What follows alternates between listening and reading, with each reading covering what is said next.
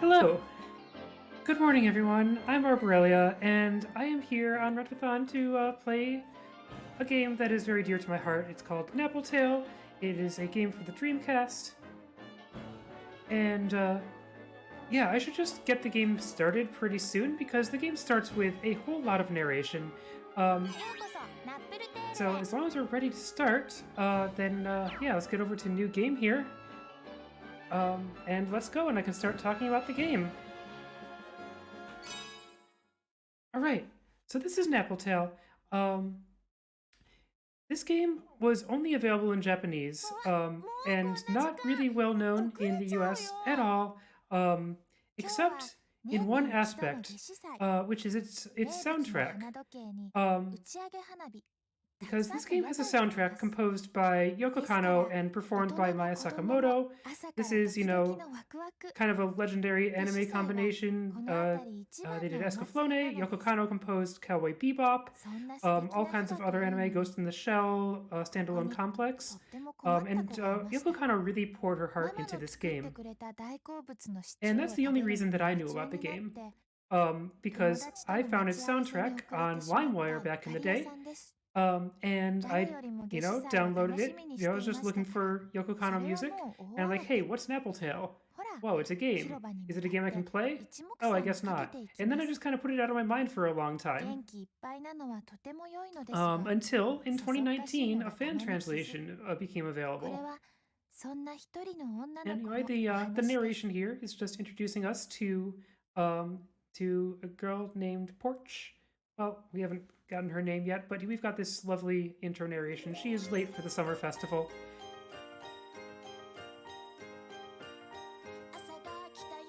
So yeah, we've got this translation now by Cargodin, and they put a lot of love into this fan translation, including putting subtitles on the songs that mostly scan to the music. And this is the all songs category. And in the all songs category, we don't hit start to skip the song cutscenes because why would you do that? The songs are very nice.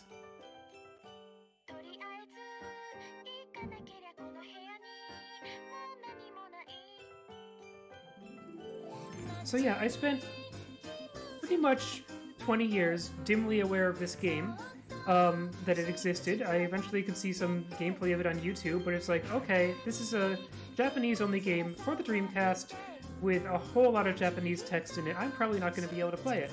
But then when the fan translation came out, I gave it a try. Hey, it turns out I really love the game, and it became a game that I speedrun.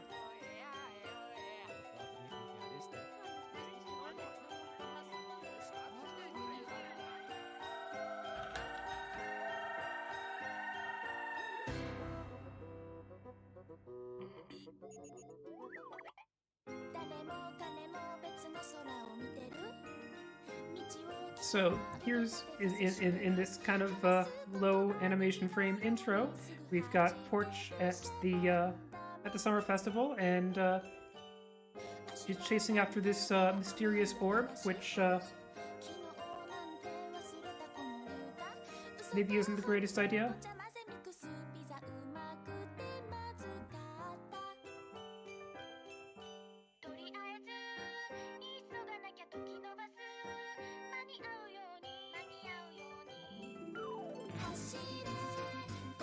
I mean, right now she's just enjoying the festival with her friends.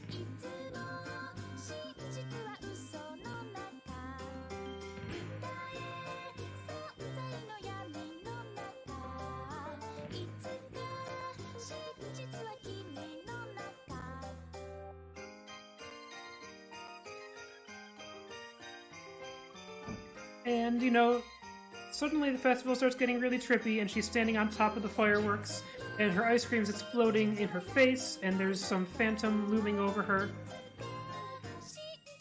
And she falls into another world. Just one of those things that can happen to you at the summer festival.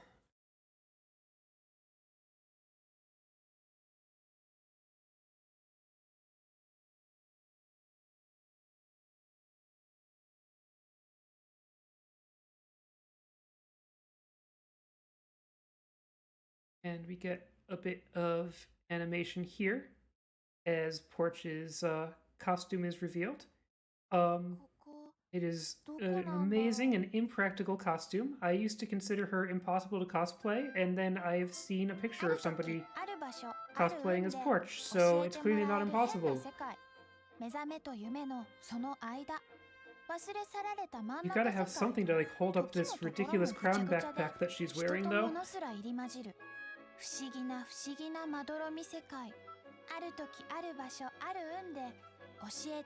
Alright, so we're about to have the first section of dialogue that we actually need to mash through. And we're going to have some optimal mashing because this is a run where I allow turbo controls for the purpose of mashing through dialogue. I think this is something that games with a lot of dialogue should allow, as long as there's no particular reason not to. I think turbo is great. I have a Dreamcast turbo controller now, although I started doing console runs pretty recently, but this is on emulator, so I can do the fan translation. Anyway, this little blue dude is named Straynap, and he is here to guide Porch into the afterlife.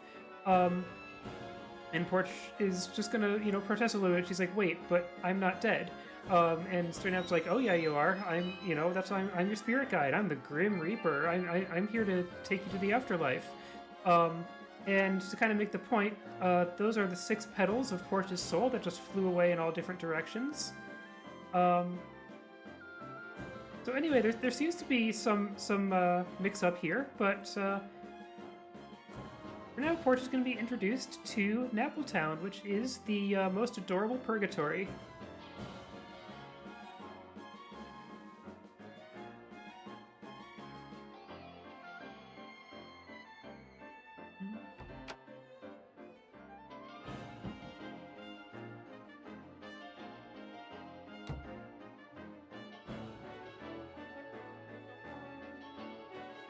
If you're suspicious of clowns, your suspicions are well placed. Anyway, Straynap's reporting in to these folks, Minister Druid and Mayor Frogcar. Everybody loves Mayor Frogcar. And he's like, "Yeah, I brought you the soul that you asked for." And they're like, "This isn't the right person. You were supposed to get a cat named Porsche." And so they're checking their notes here. And yeah, Porch is like, "My name is Porch, get it right." So yeah, Porch's soul has been mixed up with a cat. And now she's here in Napple World, and she has to get the pieces of her soul back.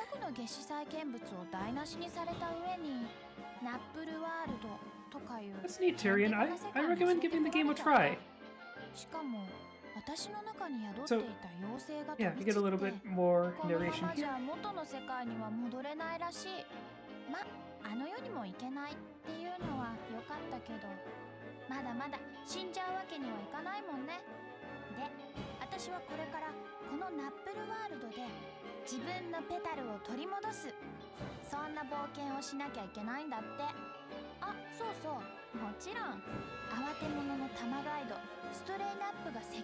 So Porch is going to be followed around by Straynap, who she is constantly making fun of. It's like, "Oh yeah, he's supposed to guide me around Napple World. Yeah, we'll see. That's been working out great so far." But for now, we need to be introduced to Puro the Clown. He speaks in rhyme, and he wants to give us a tutorial. We do not want a tutorial. Tutorials take time. So we say no to the tutorial, and we get the stuff that we would get in the tutorial anyway, including this adorable thing. This is Cheerwall. It's a Paffet.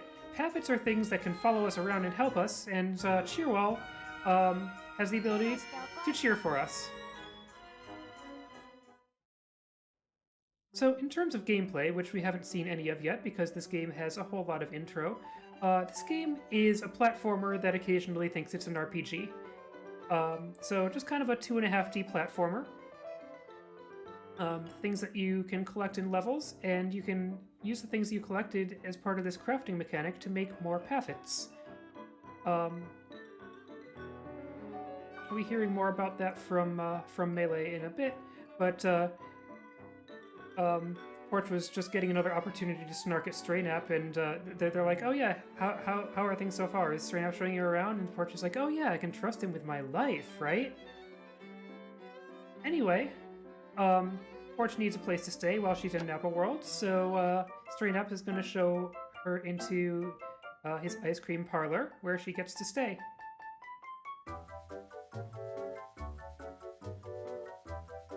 The pacing of this game is in fact a bit weird.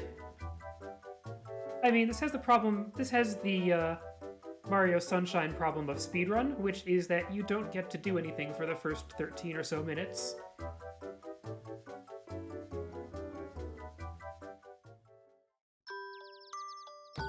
Anyway, here's the room where Porch is going to be staying. And Porch is like, wow, wait, why do you have this nice, cute room already made up for me? And Straynap's like, that's a secret. But anyway, time to get some sleep.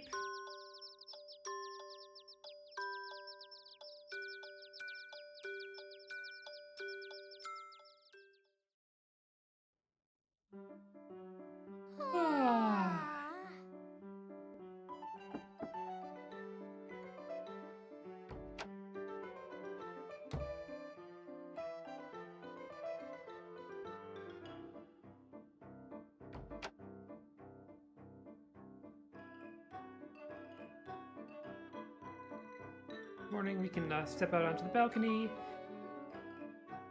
head towards the center of town, and we're going to run into Melee again, who's going to kind of tutorialize that us a little more. Well, first, Straynap is going to show us around. So these are the 4 streets that lead to the 4 seasons. In Nappletown, seasons are places as well as times, and that's where the platforming levels are going to be. And when you go to the levels that are in the seasons, you find kind of alternate versions of the things that are in Nappletown.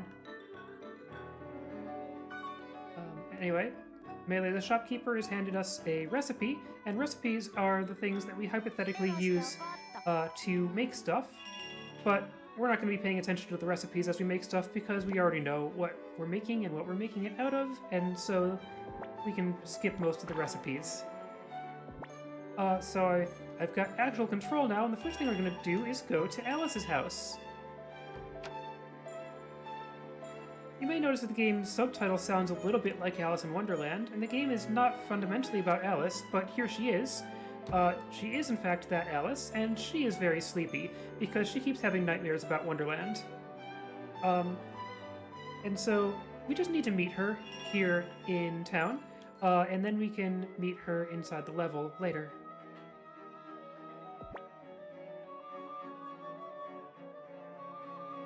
And so we're about ready to head into the level, but Straynap needs to pop up and explain things once again.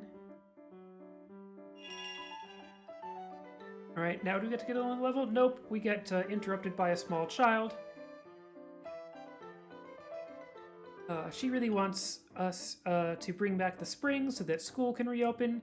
I guess they've been doing, remote learning or something. It's pretty dismal. But yes, with spring not happening, school can't reopen, and she's showing us the school.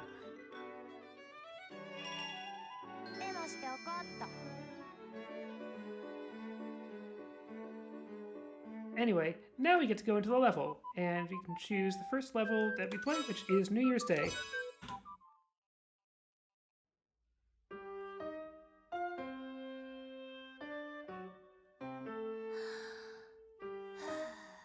Make sure to do your stretches and breathing exercises before you undertake a platforming level. Porch takes a couple steps into the level and is just like, huh? Wait, where's that lovely music coming from? And they have a bit of kind of meta conversation about the music and about how it is like the whispers of the petals. Anyway, so I need to make sure to collect some stuff in this level. Picking up that recipe scrap doesn't actually change that much, except for the fact that 2 items in a recipe are going to be filled in for me. But I need things like that sundial, because those are the things that I need to take apart to make stuff that I need. Make sure to get this chest also. It's got a thing called life. Life is an important ingredient. You can't make paffets without it, and so I need to make sure to collect at least 3 of it. I'm going to be collecting 4 of it just to make sure. Another thing that I collected is called a Nappie seed. Those are like heart pieces. If you collect 4 of them, you get an extra heart on your health bar.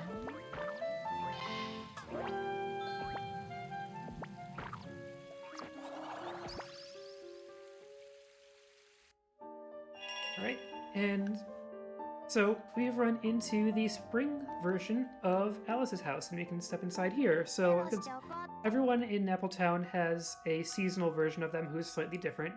So here we get to meet Spring Alice, who is a younger Alice, and is also having nightmares. And Serenap's like, oh, I'm gonna fix this in a jiffy, don't you worry. And Alice is just like, you know, ew, a troll, and just thwacks him. So we have briefly met young Alice and her friend Ciel, but we're gonna leave now.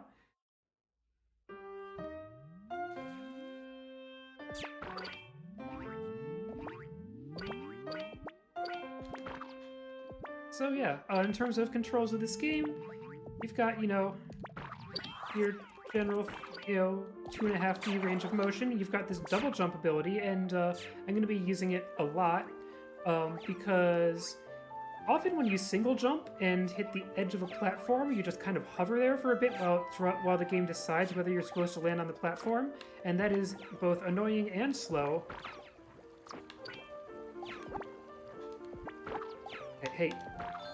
I needed that thing out of my way because I really need this.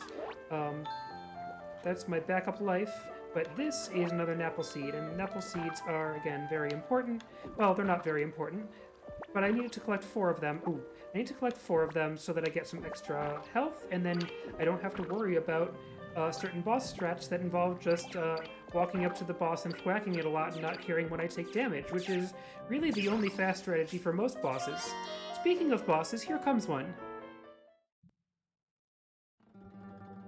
We get the ominous music.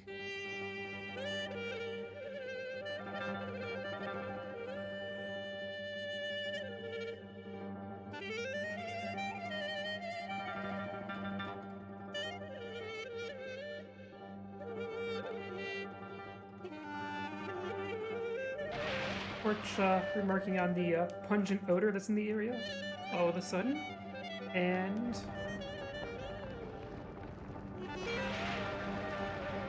there's this big snake who's a little bit peeved with us for trying to bring back the spring. And now you have to fight it. We just need to get behind it, and fighting it is now very easy because it can only attack forward.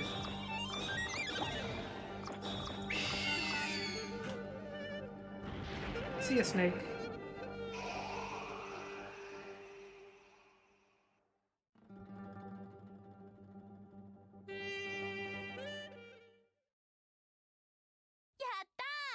Porch does her victory pose, gets photobombed by Stray Nap,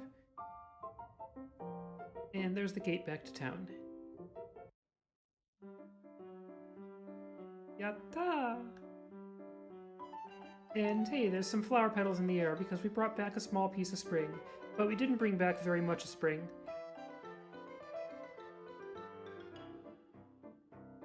Anyway, small child shouts thank you at us. Hey, RBW!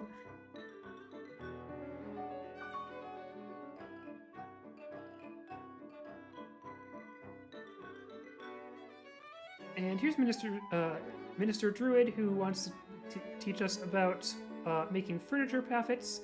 They're another one of those things you can make. So most paffets are things that follow Porch around inside the level. But furniture paffets are things that you make and then deliver to one of the inhabitants of Nappletown, generally to advance some kind of plot point. We're not going to be making very many of them, but at this point we get, you know, more of a tutorial where we go to this wonky room with the wonky music, and we're shown this mechanism where we take the items that we find in the levels and we disassemble them into their constituent ingredients. The game calls them myths. I'm also going to be, you know, referring to them as emoji. And once you take an item apart into its emoji, you can put 4 of those emoji together into a new paffet, like the vending machine that the Minister Druid just told us about. Oh no. Oh no! I just see,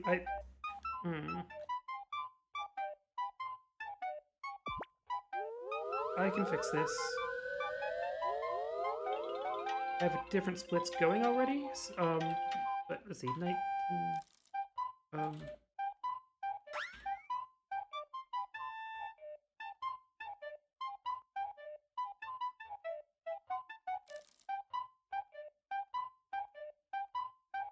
okay.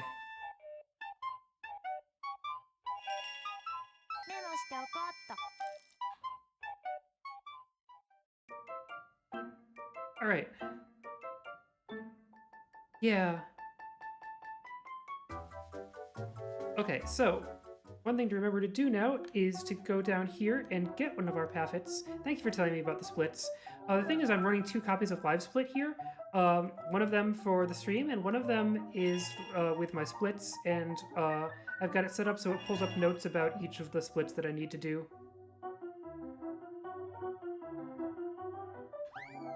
Anyway, here's Cheerwall. So now this thing can follow us around in the level.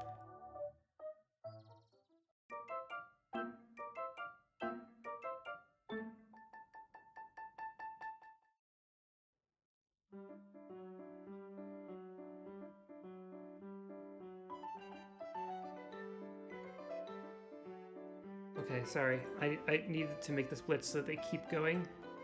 Okay, so...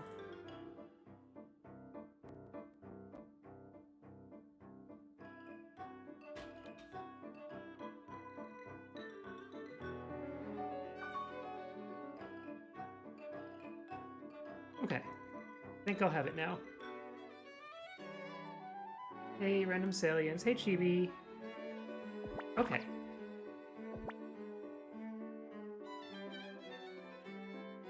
We're gonna visit Alice's house again. And we get to talk to her a little longer this time.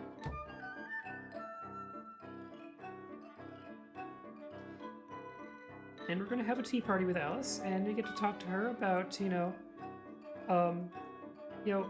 we're asking, hey Alice, when you were younger, what's something that you really wanted? What's something that would have made you feel better? And she's like, okay, actually, that paffet that's following you, I wanted just something really adorable and comforting like that. And that is something that we can do for young Alice. We're gonna bring her this paffet. Also, I need to remember to stop in the school.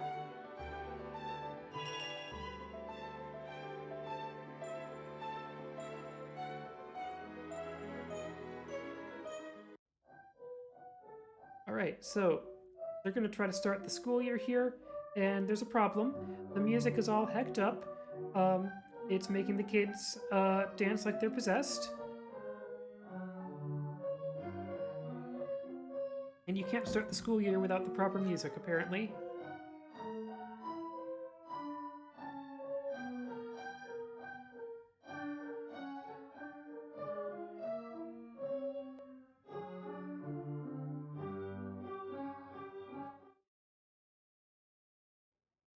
Alright, so now Headmaster Cole is yelling at the pianola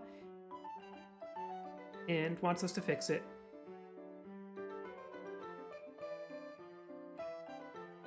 And Portra's like, okay, but I'm here to get my pedals, not to fix a pianola for a schoolmaster. And Serena's like, okay, but this is going to be part of how you get your pedals. Just go along with it. And to make sure to get another Nappie seed from there. I think we've got 3 out of the 4 of them that I want to have now. And we're going to head back into New Year's Day. At this point, the game expects us to go on to other levels, but there is... if we go back into New Year's Day, we can finish up Alice's plotline. And the cool thing about that is it's a bit of a sequence break. If we finish her plotline before we ever go into another level. New Year's Day is supposed to be blocked off by, somebody else's plot events. But we can just be completely done with it before that happens. Get another sundial. So these coins, incidentally, do really nothing for us in the speedrun. the only purpose they have in the game is they go into that vending machine that we made, which is kind of a gacha machine, and it gives you random items and like collectible cards and stuff like that. And we don't need those. We're speedrunning.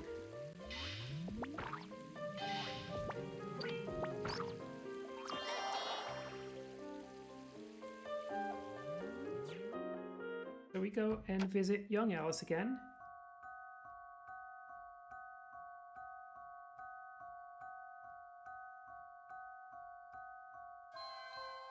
And we're gonna hand over our cheer wall to Alice, and she's like, "Oh my gosh, this is the path that I've always wanted." And now young Alice is gonna try to get to sleep. And what we need to do is help her clean up her room, and there are some decisions about what to clean up that actually affect what's going to be in the level coming up. And these are the items we should pick.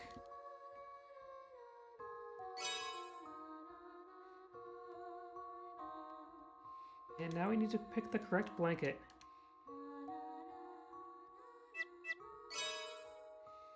And it's very important to pick the timely rabbit blanket. Anyway, what has two long horns? And lurks in the dawnless forest? What has eyes of bloodshot red? And lurks in the dawnless forest? I guess we might find out. So we're in this level within a level, and we're inside Alice's dream now. Yosh.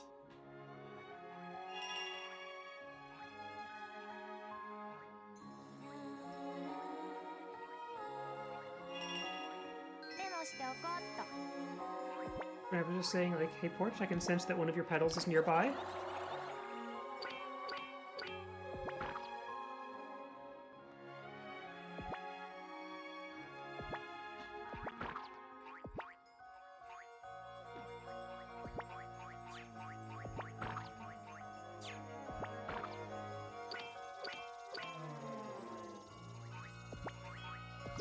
So in terms of like efficient movement, one thing that I'm doing is trying to deal with enemies by jumping and thwacking them.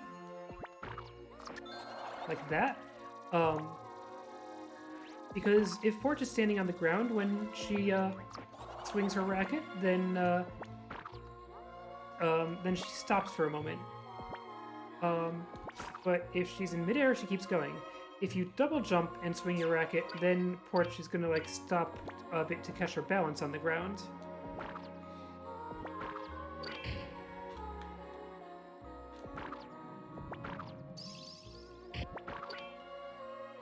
But otherwise, double jumping is fine, and generally makes sure that you can, you know, make it over things. The double jump is just a lot more consistent than the single jump, so I do it a lot.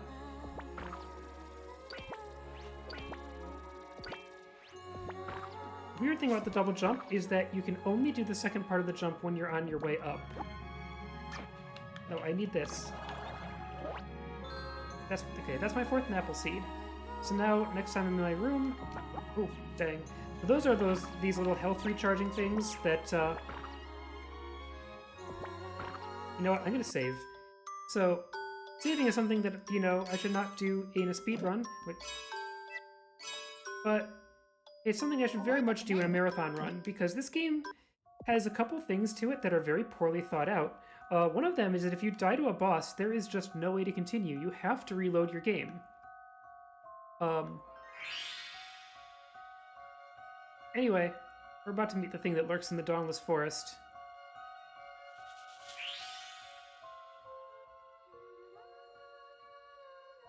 And Porch is like, oh, it's just a bunny rabbit. Hey, I'm gonna give it a hug. And Strand's like, no, do not hug the rabbit.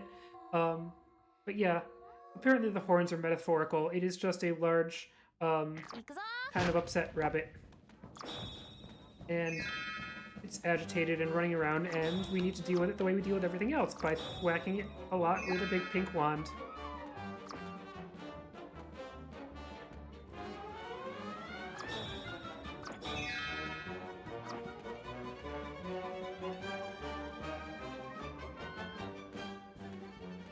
Oh, come on.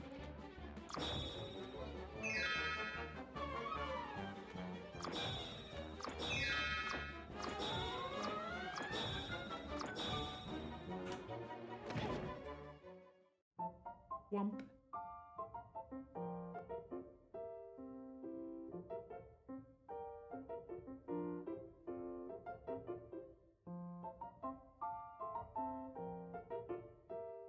Alright, so we've knocked some sense into the rabbit, and we're gonna get an explanation at length of how this helps young Alice.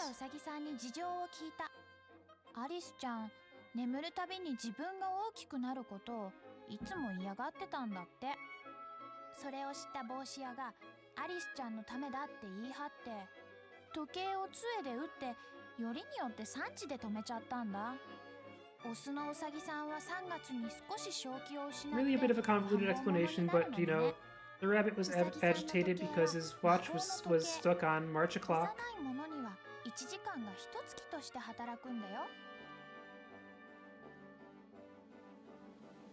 冒険から帰った私はアリスちゃんに事のいきさつを伝えて、もう帽子屋の布団とウサギさんの布団とは一緒に重ねちゃダメだよって教えてあげた。そんなわけで私は進む時のペタルを But yeah, that's really all we're going to hear about these Alice in Wonderland characters. The rest is all different. And hey, we got a pedal, which means we get a song. チクタク進む散歩道、あちこち進んで迷わぬように、コンパス持ってふらるらら。タクチク進む散歩道、あちこち進んで迷わぬように、コンパス持ってふらるらら。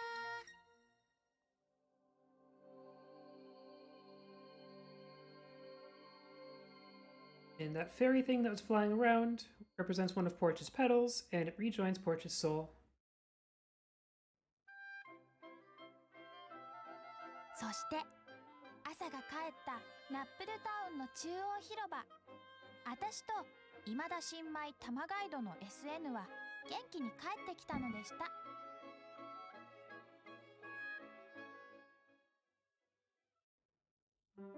Yep, so now we come back to our room. Oh, not yet. Anyway, say goodbye to young Alice.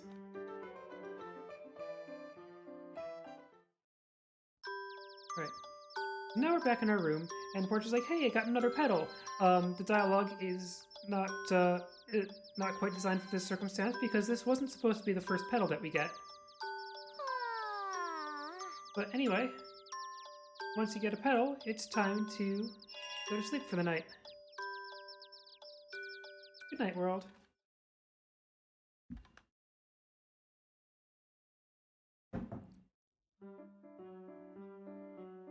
Wow.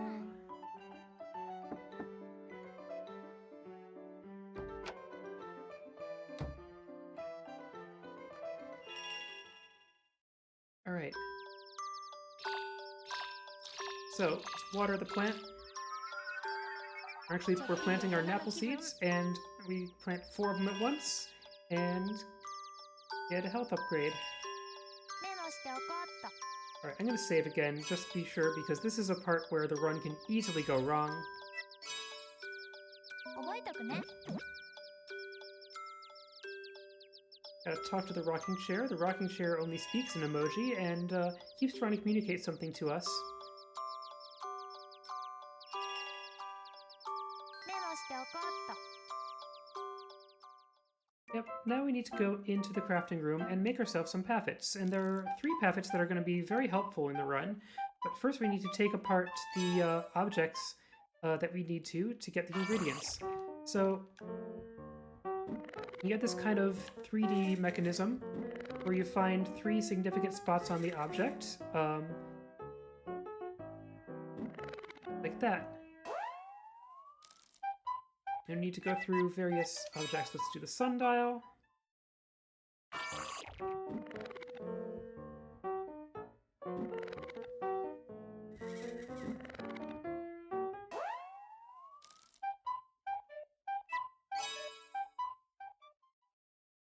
Take apart a tornado into its ingredients. Its ingredients are clouds and going fast.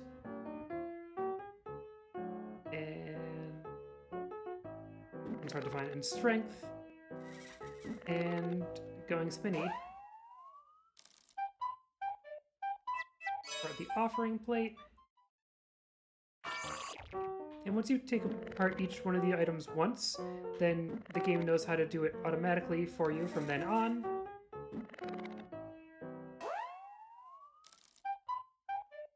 And the necklace.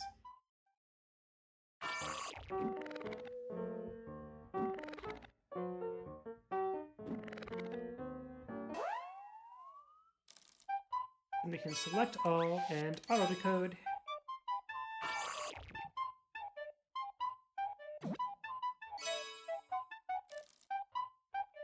Okay, now we need to put them together into paffets. So, paffet recipes. We've got half a recipe to this one, number 7. It needs, let's see, rest, vitality, variation, and purity.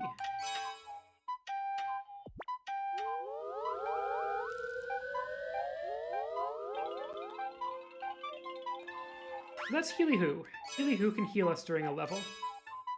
So next one, I'm going to tell it I'm making paffet number 8. I'm not, but I'll just put it in the valid recipe anyway. So we need atmosphere, momentum, variation, and orb.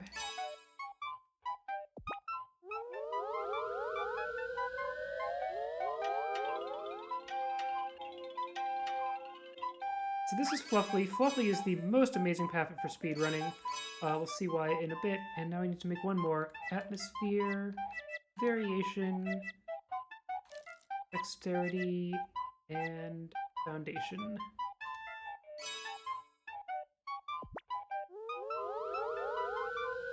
This one's going to make Bumpert, who can turn into a trampoline, and more importantly is absolutely heckin' adorable. Make sure to include Bumpert in the run. I really hope it doesn't turn out to, we don't ever learn that it's faster to not make Bumpert. Now we need to go down to the basement to collect them and have them follow us around.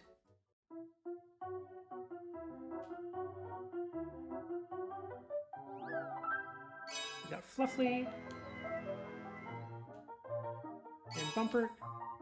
And Cargodin basically came up with all of these names as, kind of similar to how, Pokemon names get translated from Japanese into totally different English names. Cargodin just, thought through what they should be named in English based on, their whole vibe, and came up with all these cute names for them. And now, so every day in Nappletown starts with a City Hall meeting.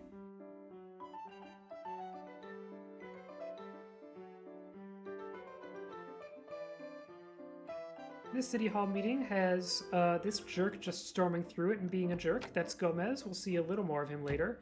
But yeah, his purpose is just kind of to be a jerk.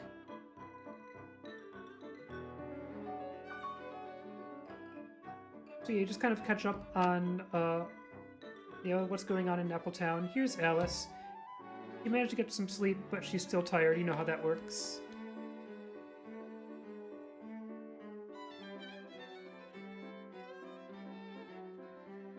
We need to remember to stop by the mystery gift shop. You cannot actually buy anything in the shop, but it's where you can come and talk to Melee, who's often got ideas on how to advance the plot.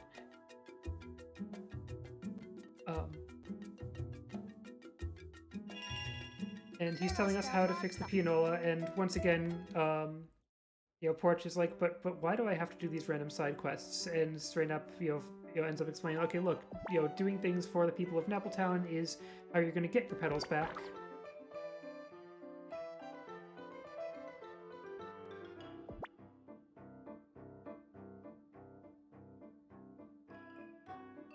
So we head back to the Spring Gate, and we finally get to enter a different level. It's called the Wild Wind.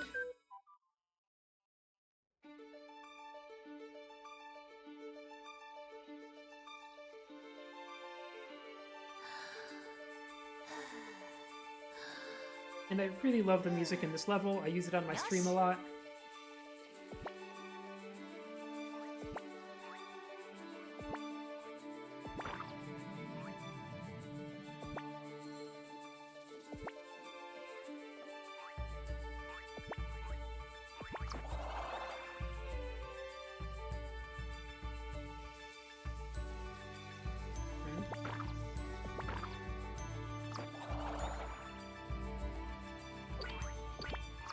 Yep. So back there, we've got the spring version of the school. And Portia's like, well, how the heck do I get over there? And Spring Up shows us to the teleporter gate. Very practical way to get to school. Very helpfully labeled gate.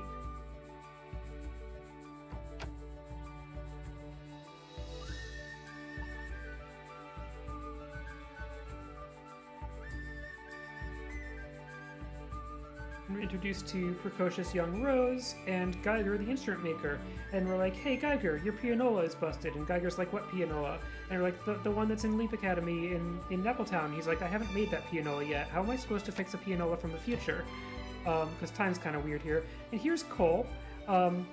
Same name as the headmaster, but now he's this little brat. And he just comes in and is like, Mr. Geiger's not going to fix your pianola because he actually sucks at fixing pianolas. And Geiger is now going to rise to the challenge now that he's been taunted by a small child. However, he needs some tools. And as long as you get him the proper tools, he'll be able to fix a pianola that he thinks he hasn't made yet.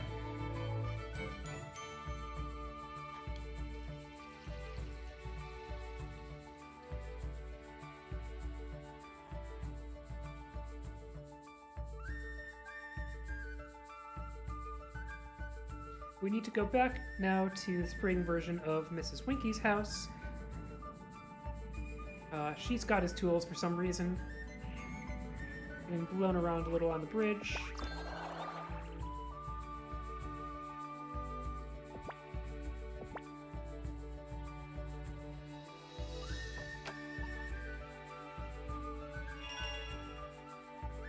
Like, hi, we've never met, but can we have your tools?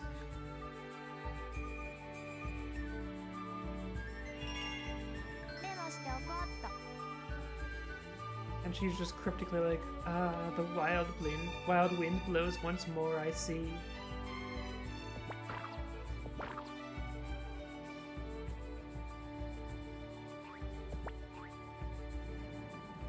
Yep. I'm gonna do my best to try to explain the dialogue, but yeah. Got instant dialogue mashing. Which is, you know, kind of great for speedrunning it.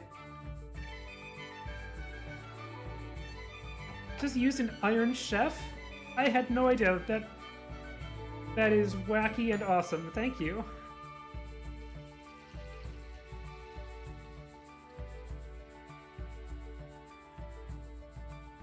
Anyway. Dude's gonna be violating causality and fixing the pianola now. And that's all we needed from this level for the moment.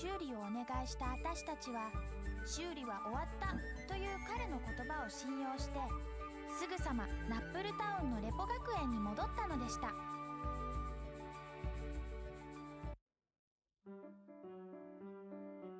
Alright, we're gonna try to start the school year again.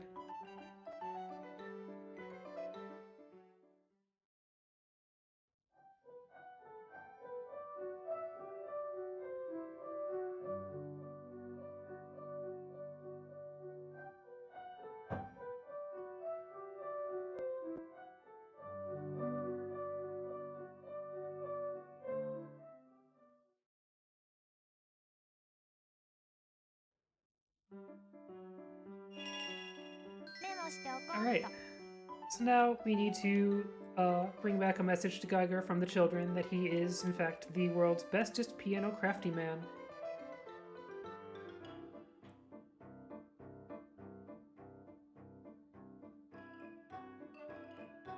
That is really neat. I had no idea. Alright, so he heads back into the Wild Wind.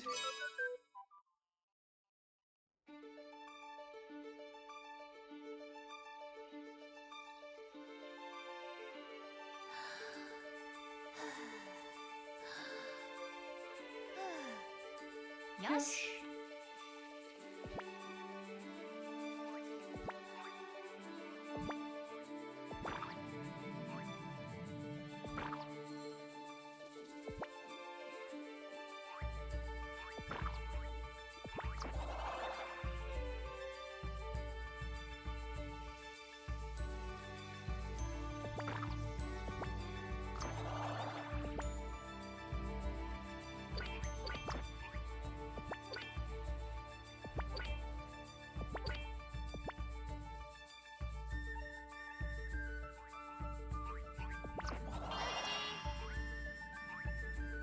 Oh, being reminded by Strainap to follow the plot.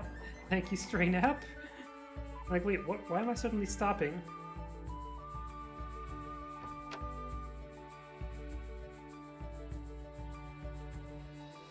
I was just heading directly to the right as fast as I could, which seemed like a good idea. Anyway, it's like, hey, where's Mr. Geiger? And Youngo was like, Mr. Geiger is gone. He floated away like a music note on the wind. Because it turns out that by fixing the pianola, Mr. Geiger has accomplished what he needed to accomplish here in Nappie World and can properly move on to the afterlife. So see ya, Geiger.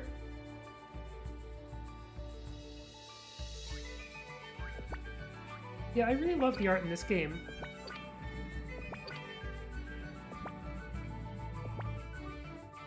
So anyway, Geiger left behind these large music notes, and we're supposed to be able to collect them by hitting them with our wand, and that sends them to the end of the level where they're going to be platforms for us. It turns out that we don't need any platforms at the end of the level except the ones that are already there, so I'm not going to be stopping to hit any music notes.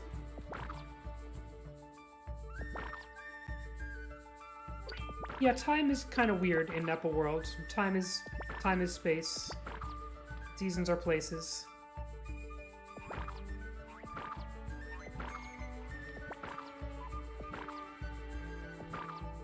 And so now we're going to see first use of Fluffly, and see why this path is so useful in speedrunning.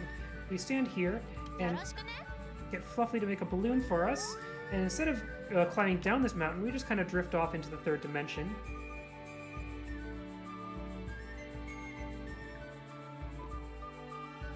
And you can float over a big piece of the level. I'm stuck, I'm stuck, I'm stuck. Why am I stuck? Alright, I'm gonna get a cutscene that I didn't want to get.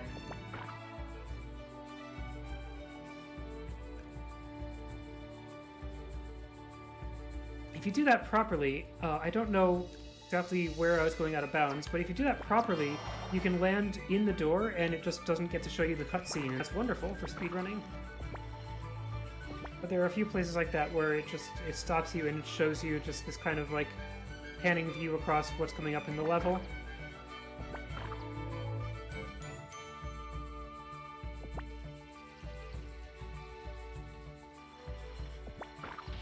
Wait.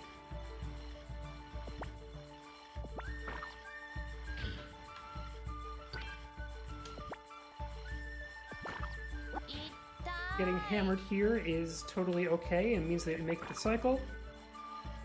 Doesn't turn out to hurt that much.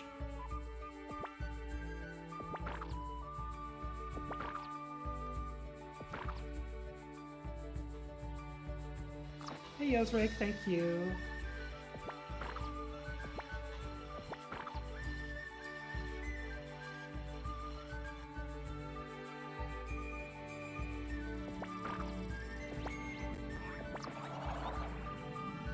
Alright, so the wind here is on a global cycle and will probably betray us. It didn't! We made it! The wind can blow up or down based on the global cycle, and if it starts blowing down, you probably just fall. That was wonderful. So we need to summon a taxi to the end of the level, and we do that by ringing these 3 bells.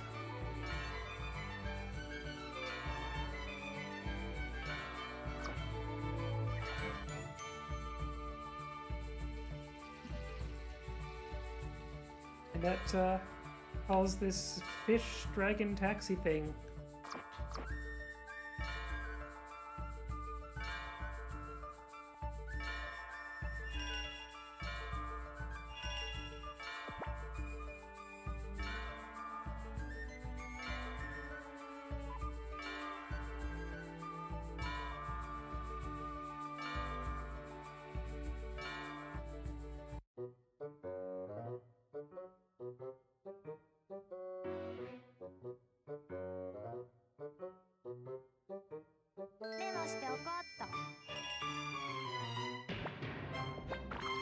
So yeah, this is where you're supposed to get extra platforms that are the music notes that we found in the level, but yeah,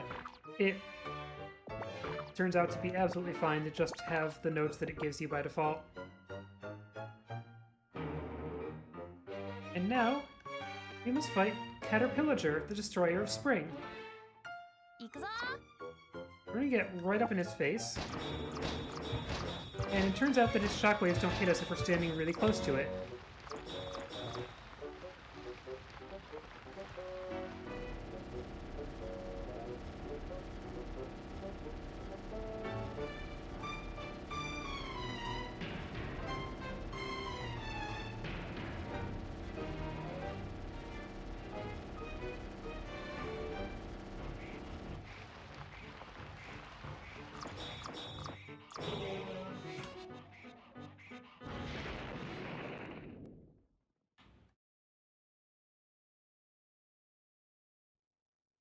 And get another pedal, and here's the song. 「外に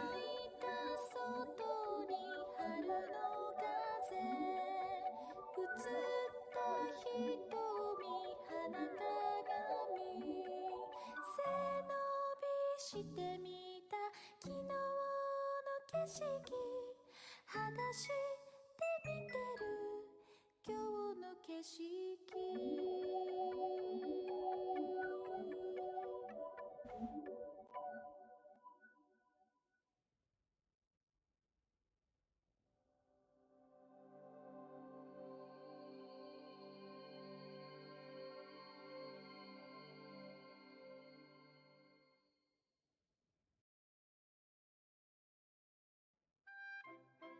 A little bit more narration. そんなわ So け this で game came out in 2000. It was pretty near the end of the 彼のペ Dreamcast's タルを取り戻すことができたんだ。 そして manufacturing life. You could say that like, hey, we made the perfect Dreamcast game. We don't need to make anymore. ナップルタウンチェリーフロントストリート But I think it's more that this game was not very successful, and I guess Dreamcast in particular wasn't very successful either. But hey, we've got reserved video games. We can play them and enjoy them.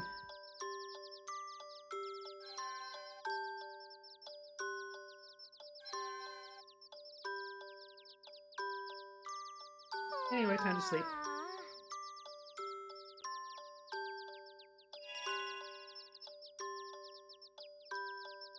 Good night, world.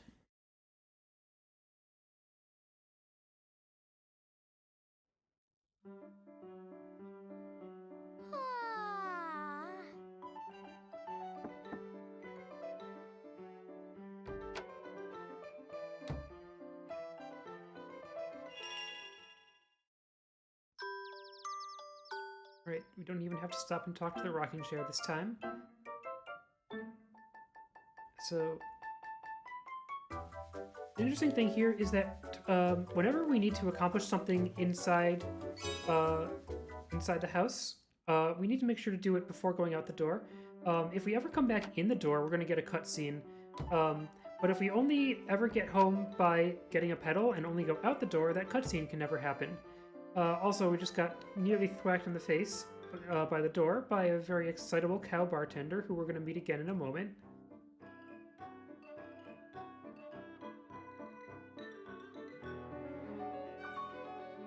I'm gonna go hang out with the children who are skipping school to go to the City Hall meeting.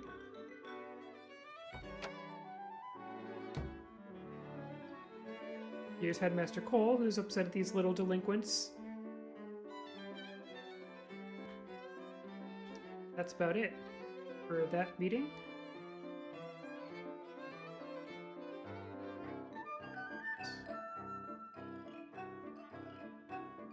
So now we get to head on to a new season.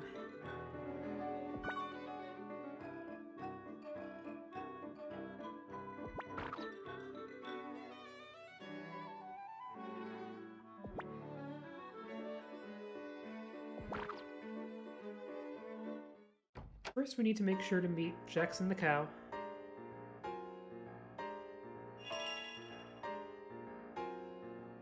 And Porch is taking a moment to remark that it's very odd to meet a talking cow, as if nothing else in this world was odd.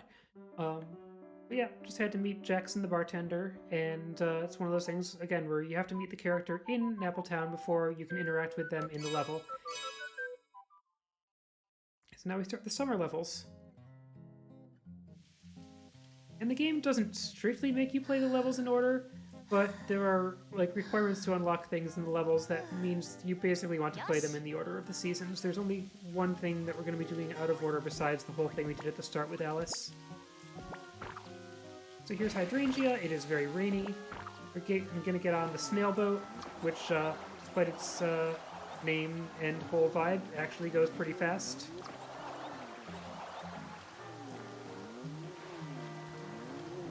And if I jump onto this handle without touching the ground, I get to skip a cutscene.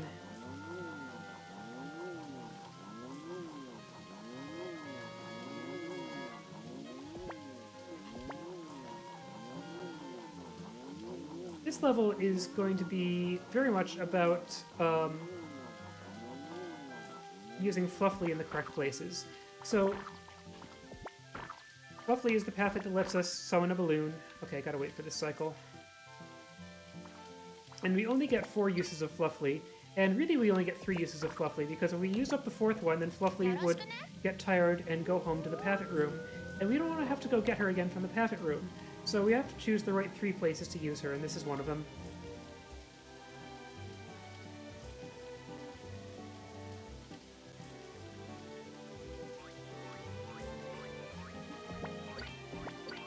So we just get to drift over large parts of the level.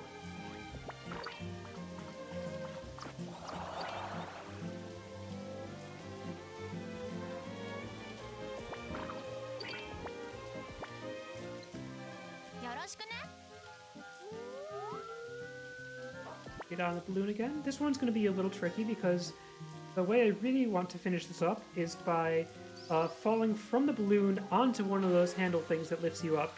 And I get this about, like, half the time. The minimap helps. I got it!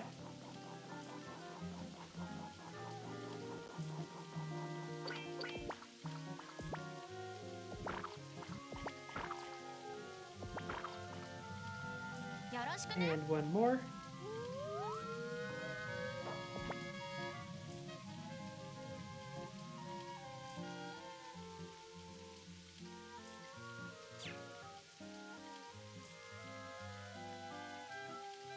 Get to drift over a cutscene and a puzzle here.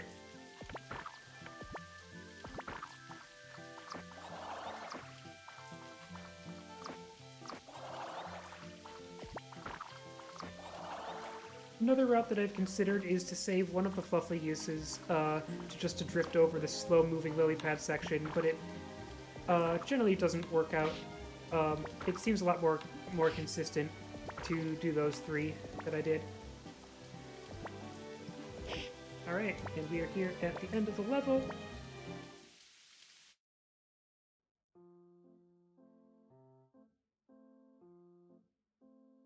And it's time to fight Teru Teru, this teleporting Sherlock Holmes thing that says Teru a lot. And Terufor and Terumentary. And get 2 hits on it at a time, but it's going to make the platform disappear, so can't stand there too long.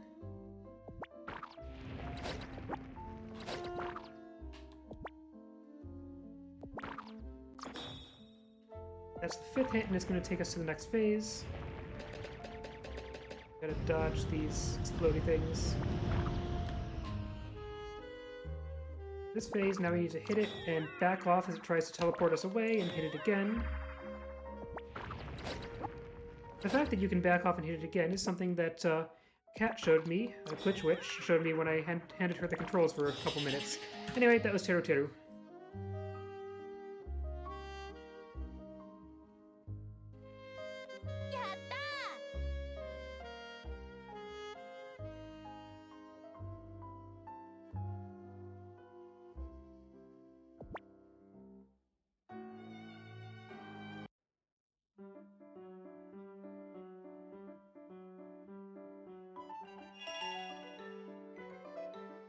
But yeah, handing the controls to Glitch Witch is a great way to suddenly learn a boss strat. Alright, next level.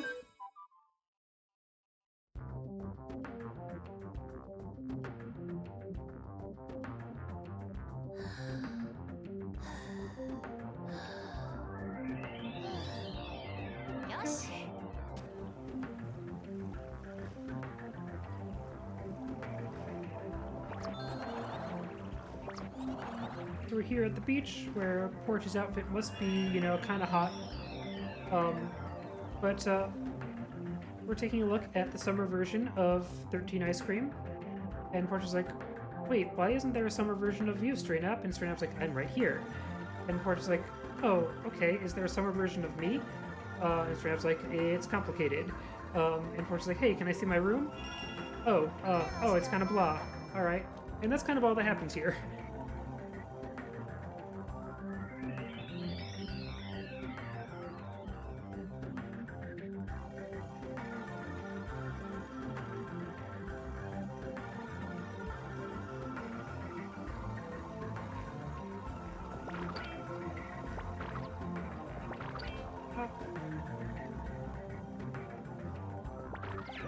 Ah. Okay.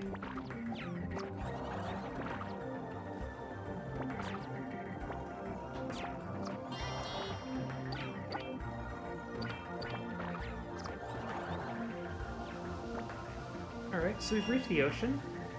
And Stray Nap's like, hey, I'm gonna show you something cool. And he just parts the whole ocean. And Porch is gonna be impressed with Stray Nap's abilities for the first time ever.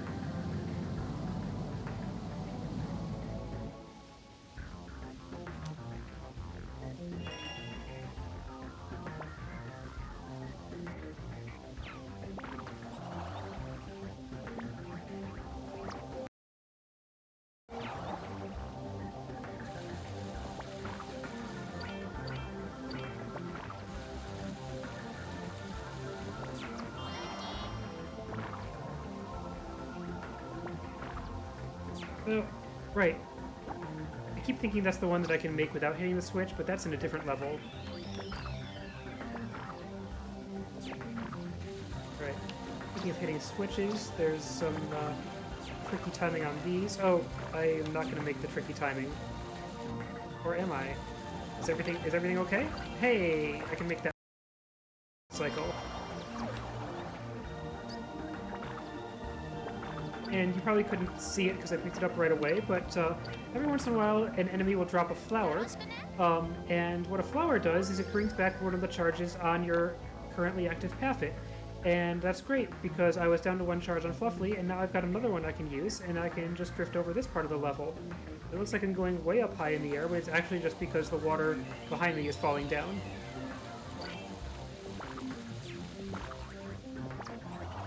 I've got another one. I don't think I need it, but let's get it anyway.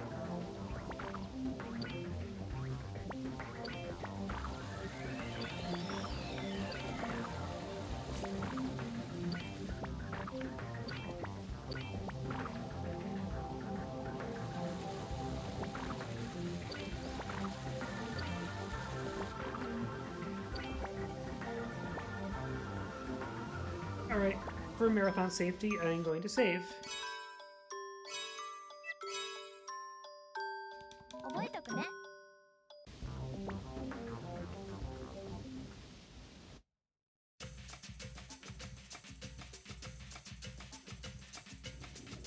Oh, could have lingered longer on Portia's remark about the end of this level. She's like, it smells like actual butt.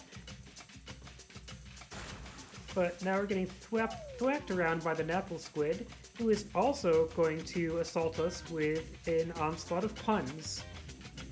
I'm going to slow down for a moment to appreciate them. Alright, let's get cracking! It's the season of summer. It sure is hot, ain't it? Welcome to Long Beach! Anyway, now we have to fight. Oh.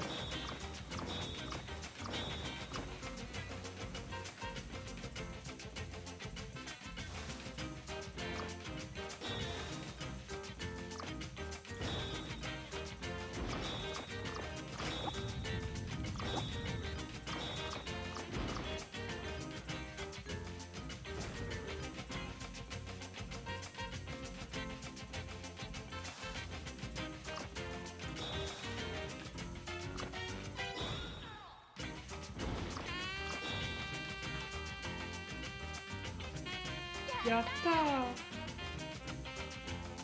Once again, get photobombed by Stray Nap.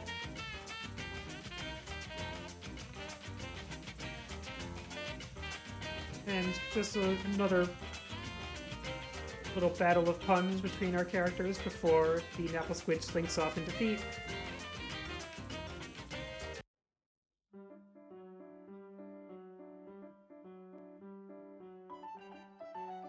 メモしておこうっと。 Alright, summer's still not back yet. We've got one more thing we need to do. We need to go to Festival Night Zone.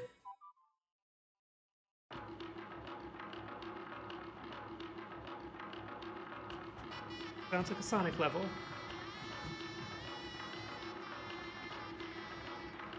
And Portia's like, oh wow, fireworks! And Serena's like, no, those are actually like exploding phoenix flower seeds. They're not supposed to be doing that. It's kind of bad. But here's Puro the Clown. He wants to show us around the festival. He wants us to have a good time at the festival. And by good time, I mean a bunch of minigames.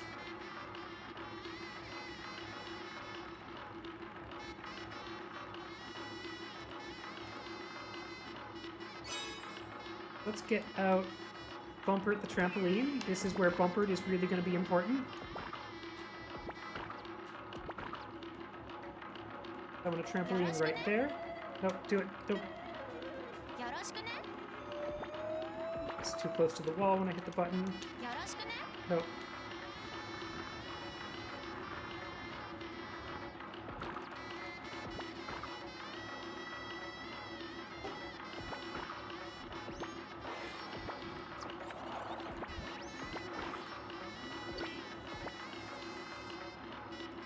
Now we need to play whack-a-mole.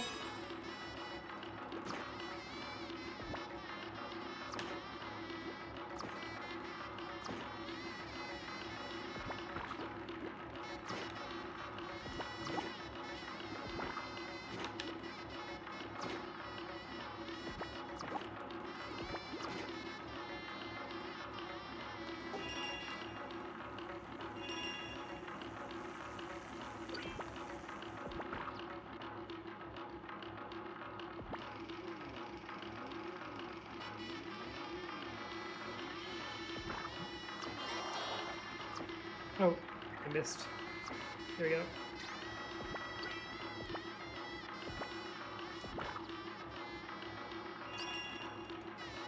And time to stop in at the summer version of the Cattle Bar, where we meet the summer version of Jackson, who is very much similar to the other version of Jackson, except now he moves at us in French.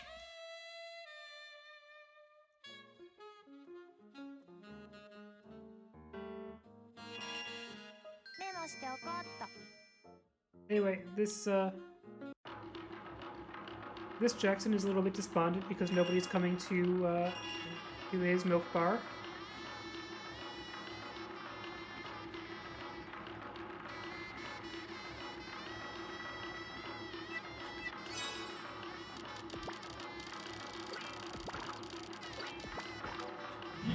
Oof.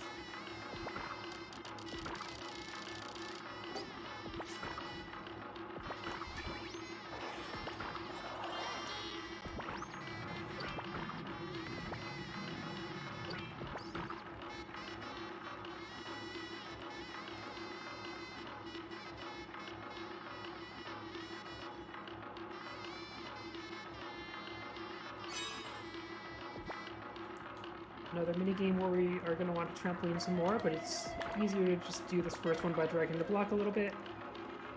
Then drop the trampoline here. And here. Oh, come on. No! So now you're seeing that whole floaty get stuck on the edge of the platform thing that is frustrating about the controls of this game.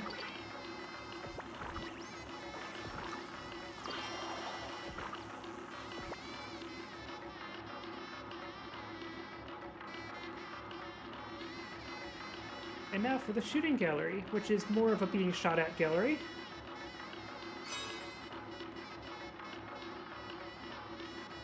I'm gonna take this time to get out Healy Hoo. Could use a little more health before the end of the level. But yeah, so here we just stand and wait for the big cork shooting thing to shoot at us, and we want it to hit all of the objects off of the level. Easiest way to do that is to stand on top of them.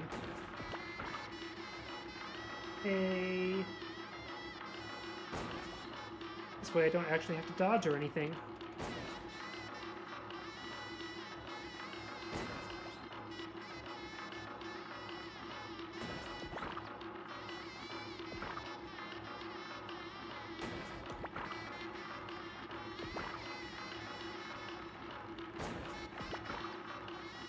Nope.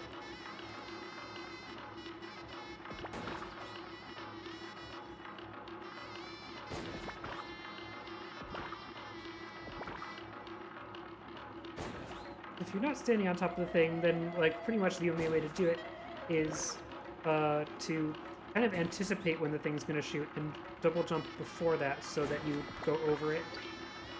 Oh no. I can stand behind it for this one. Ah, see, like that. You have to anticipate it.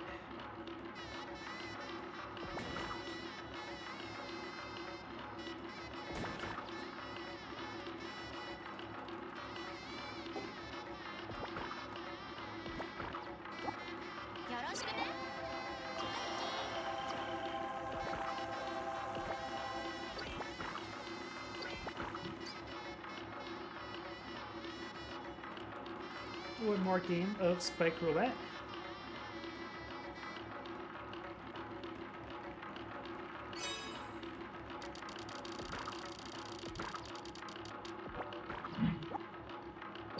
Tried to get to the safe spot. It's okay, got lots of health.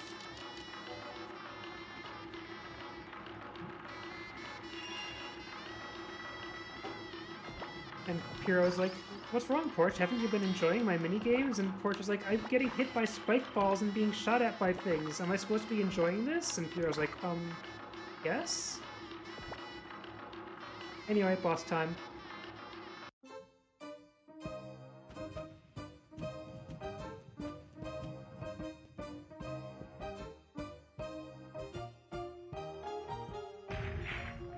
Anyway, this messed up flower is why things are exploding, and we need to hit it a lot.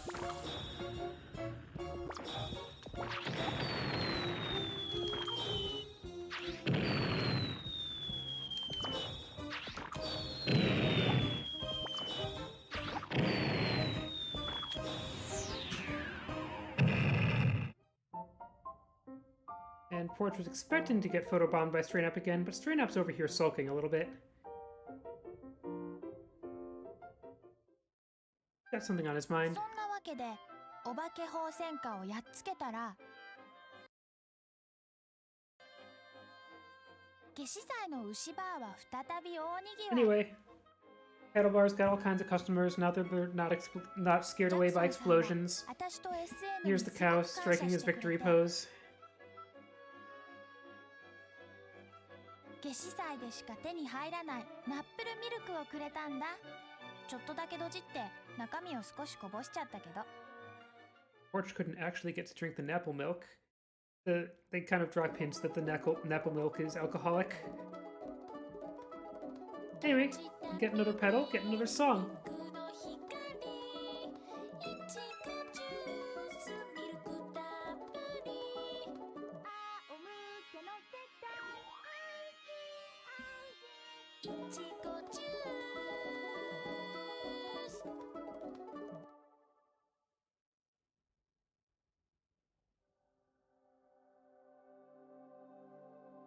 Wondering if I can configure the low light thing on my camera better. No? Okay. Problem is I'm very much backlit by the morning sun here. そのおかげで But 私 I will は not mess with 夏 it. の Anyway, ペダル summer を取り pedal. 戻すことができたんだ。そして夏が帰ったナップルタウンオーシャンブルーストリート。私と新米玉ガイドの SN は元気に帰ってきたのでした。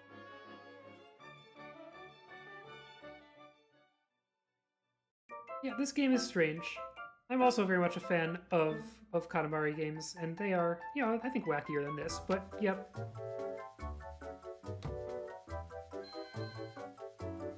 So yeah, we got Summer Petal back. We get another packet to commemorate the occasion. These packets that we get for getting our petals are just used for opening up bonus levels, and bonus levels have coins, and coins are not needed for anything, so we will not be using those packets. Yeah.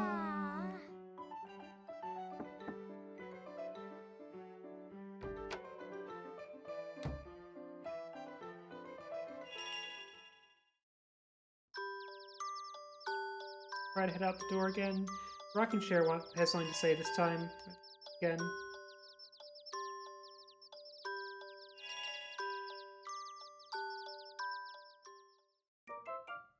Still can't understand what it's saying.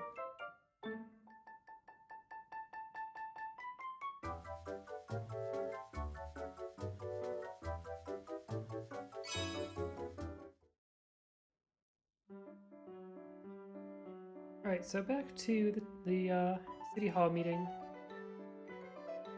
Here's Ellie the maid. She has a message to deliver from her boss, which is not on your life.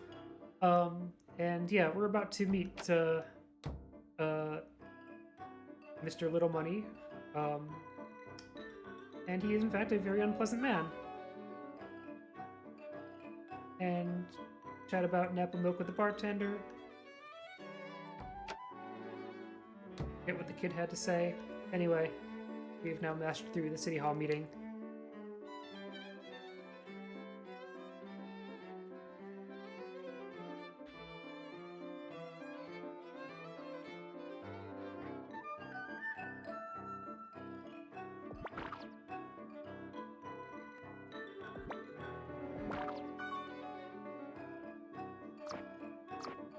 Come on, get in the door, thank you.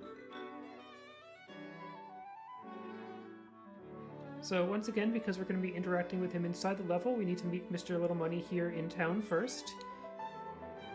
And he's just like, what do you want? Shoo, shoo! And that's about all that goes on here.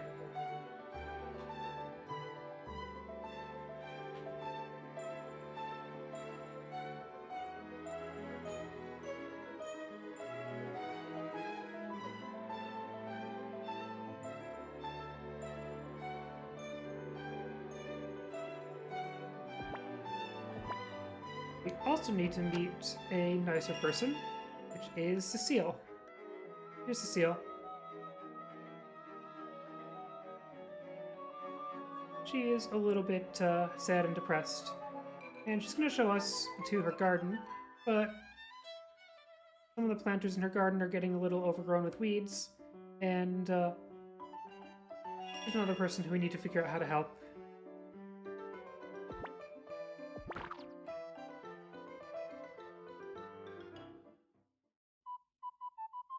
So we're entering the autumn levels, and we go into the level called Red and Gold, which is kind of the entry point to all the levels.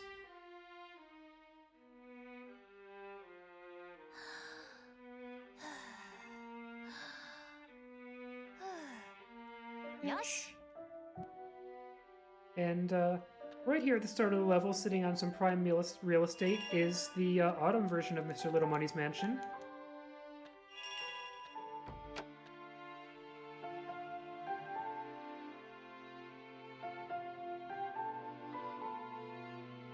And Ellie's like, "Oh, come quick! Something is wrong with Mr. Little Money. He's being nice and generous and stuff, and that's really weird."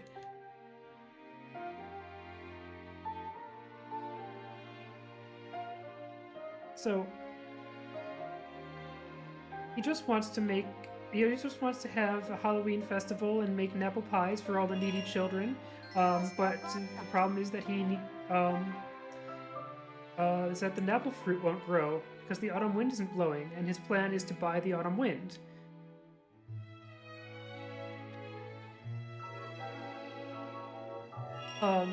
And the problem is that all of his money is at the bottom of the well here. So let's head into the Moaning Well.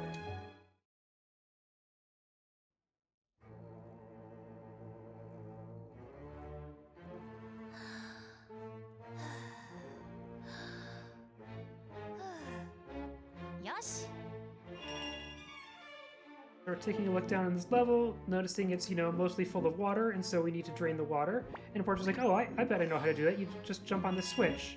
And Serenap's like, don't just jump on random switches, but it turns out to be what you need to do. If you hit the 3 switches in each part of the level, you drain the water to the next part of the level.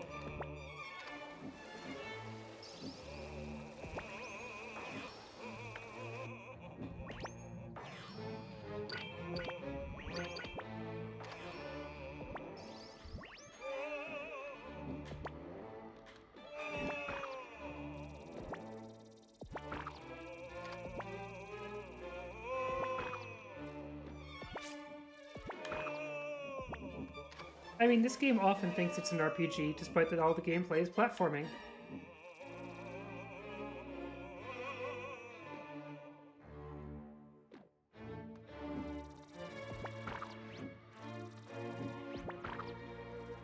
Anyway. Minecart section, except it's a water slide.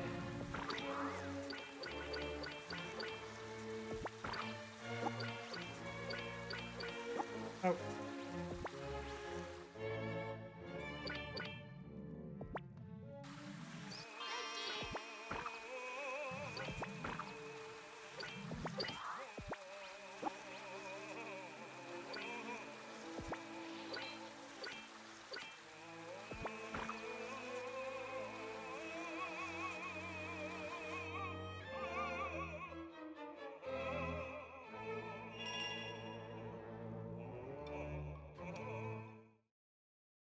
All right. So, all of Mr. Little Money's money is being held with Smok Finansky, the dragon banker, and he's going to yell at us a bit, and he's far too busy to talk to us about making a withdrawal, but we need to help him, which is we need to stop these little snarks that are trying to take his money.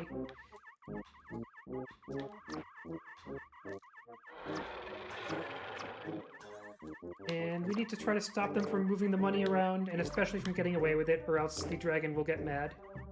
If the money moves too much, he just kind of summons this big arcade pusher, and that just takes a little bit of time. If they get away with some of his money, he breathes fire at us.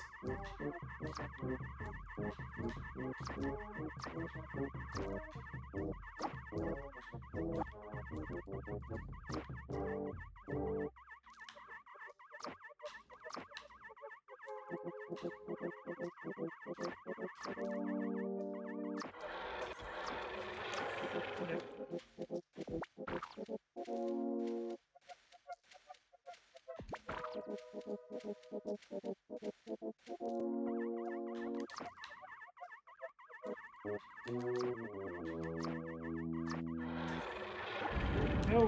Oh. He's mad. But we got it.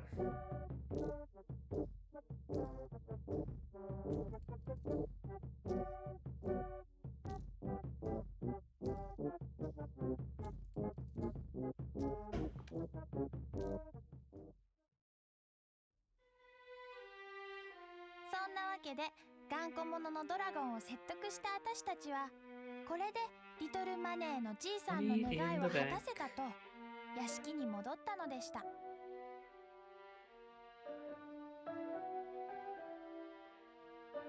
Oh, I just mashed through the pun there. And so Mr. Little Wind is like, okay, all right, now I can finally buy the Autumn Wind. And we're like, how do you get the Autumn Wind shipped to you? And Mr. Little Money and Strain Up simultaneously say, airmail. So now we're back in Red and Gold. And this level has a skip that I discovered really recently. This level is kind of a big spiral. Let's see, I don't think I was fast enough to catch that platform. This level is a big spiral, and I have kept hoping that there would be a way to use one of the packets to get up a level of the spiral instead of having to go all the way around it. And there is a place where we get to do that.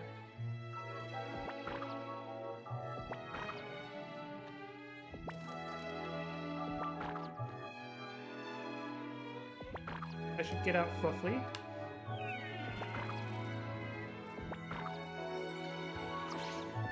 Just this place.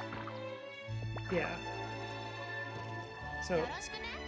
I stand right on the edge of this treasure chest and get on the balloon here. I can drift over here to the next level, get back. No, no, no, no, no! You need to get in bounds. You need to get in bounds. Heck. I'm gonna try again.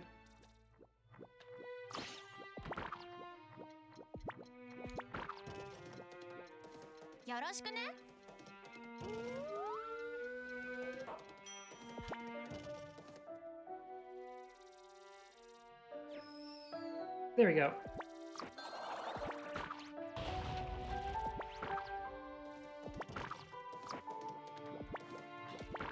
Made the mushroom cycle at least. Yeah, this game is really weird and neat. And it became just so much more accessible when it got a fan translation.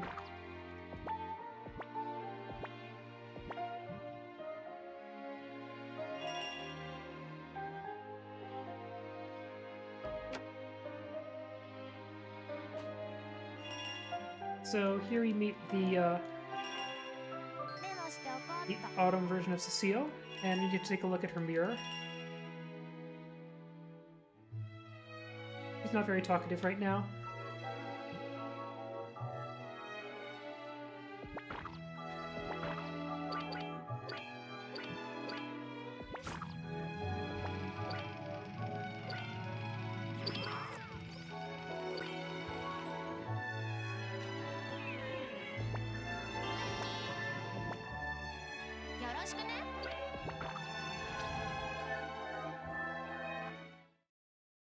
Alright, so we've reached the boss.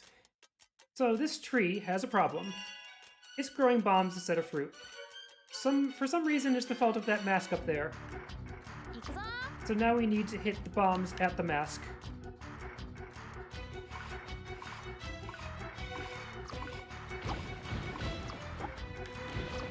Ah.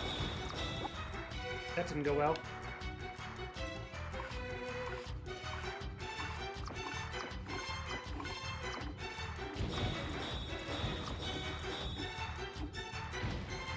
Better.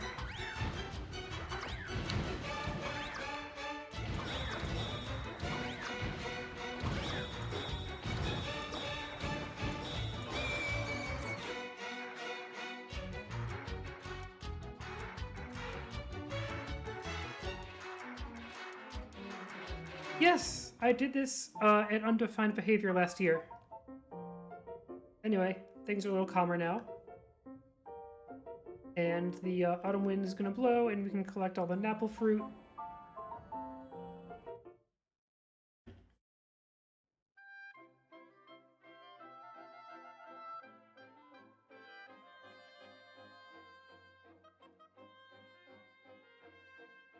Yeah, I consider this a 2.5D platformer because the way that you move through the levels is, you know, pretty much left and right and jump, and it very rarely uses the other directions.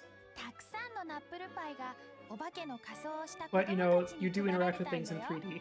Anyway, giving apple pies to all the costumed children.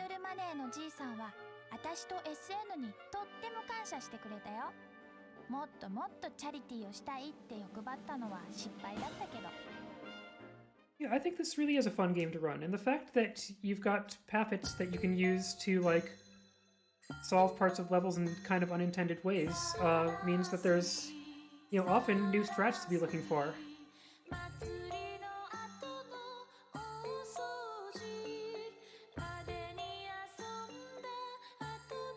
So we're getting another pedal, which means we have another song.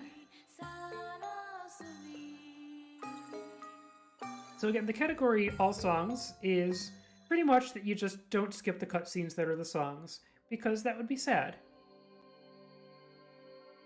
If we ever find a skip that, like, skips entire levels or something, or, like, skips right to the end of the game, then maybe All Songs would become a different category more significantly than any percent. But right now, it's like any percent, except any percent involves hitting start to skip the song cutscenes the moment the song starts, and that's very disappointing.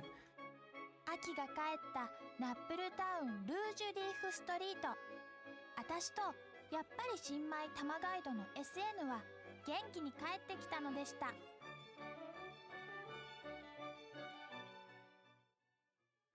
Okay, so Autumn is back. And we're encountering the Nappletown version of Mr. Little Money again, and he's back to his old self. He's like, you know, what idiot just gave away all my money? And we get another commemorative parfait, and go home again. Sleep time.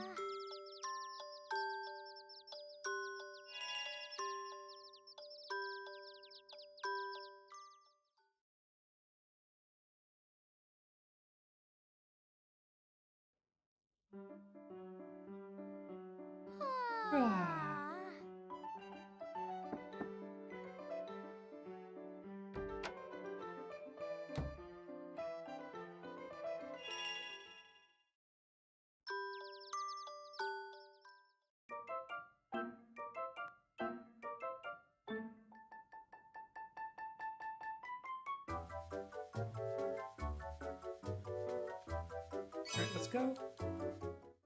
So, once again, City Hall meeting to start the day.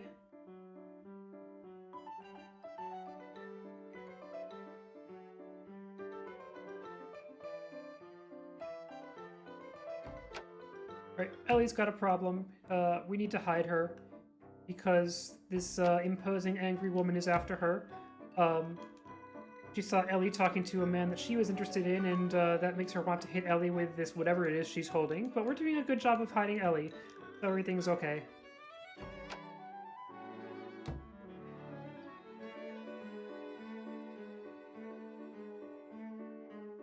There's a whole subplot we could go down to make Madame Coletta chill out a little bit, but we're not going to be going down that subplot because we're just, you know, completing the game as fast as we can.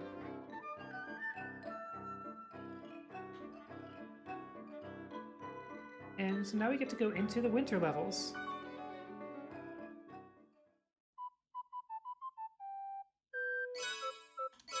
So I've been saying that, you know, I love this game for its music and for its whole general vibe.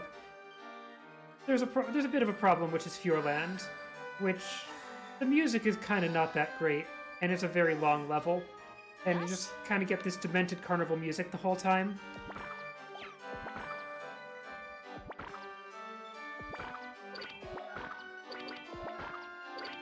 And this is a level where the platform is going to get a little bit tricky. And it's got the thing going on that there's multiple paths through the level, and you generally want to be on the higher path when you can.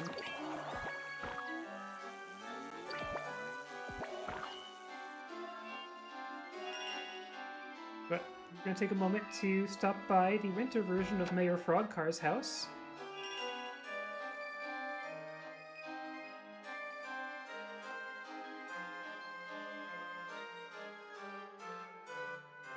And Mayor Frogcar's got a problem, which is that his transmission's freezing up and he needs to hibernate. But in order to get comfortable enough to hibernate, he needs something that only Straight Up knows how to make called Phantom Stew. But Straight Up doesn't really have the ability to make it right now, and what we need to accomplish in the winter is get the ingredients to make Phantom Stew.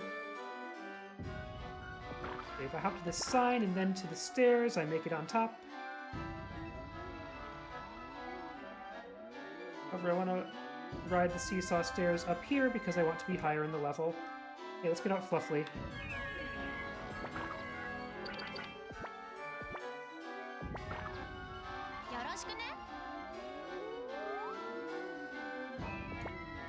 Get on the balloon friend again.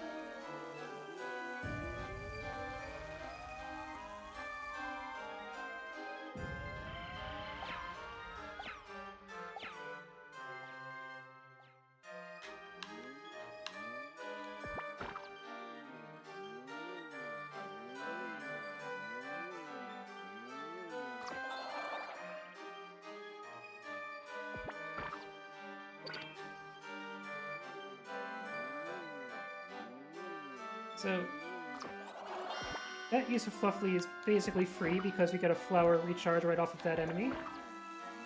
So we can use Fluffly again.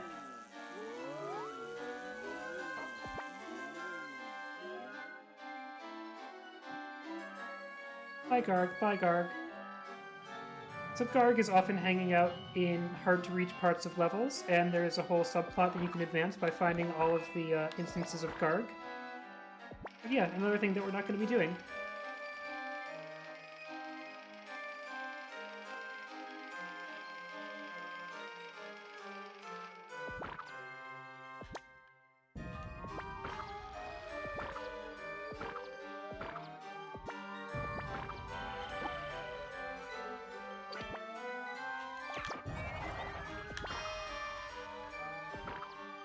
Gotta wait for this seesaw to come back.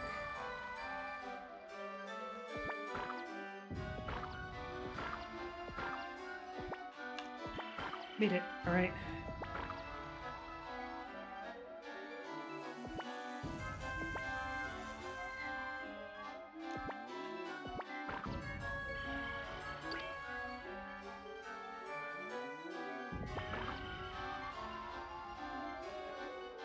The last place that I need to use Fluffly is from the highest point of this seesaw. I'm just gonna stay on it for a bit.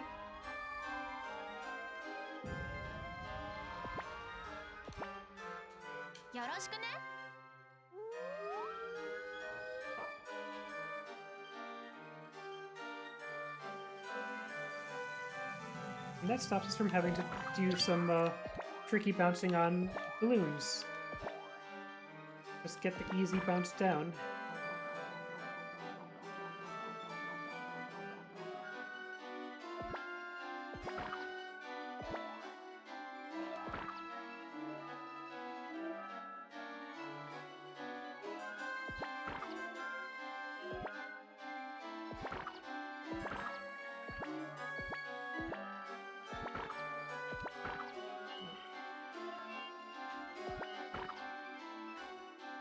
As far as I know, there's nothing we can do here except ride this Ferris wheel all the way around.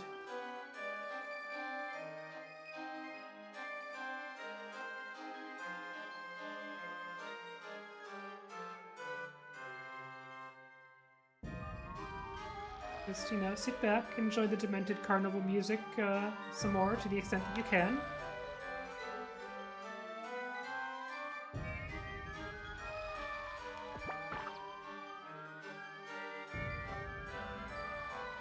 And we're almost at the end of the level, but got one more thing it needs us to do. There's this roller coaster thing that is going behind the whole level, and we need to get on it and ride it back to before the start of the level.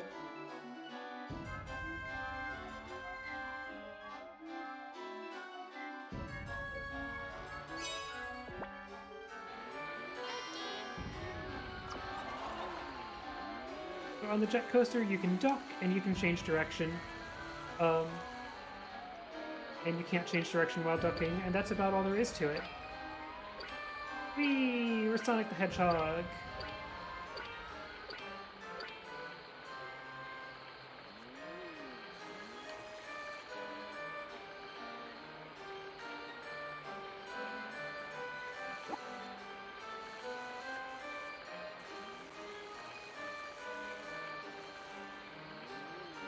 When the path splits, it turns out you always want to go left.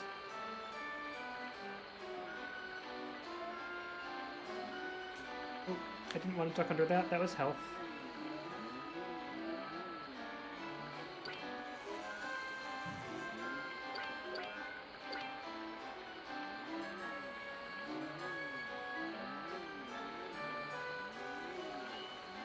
There's a couple places where if you don't go left, you end up cycling around and having to repeat a section of the track.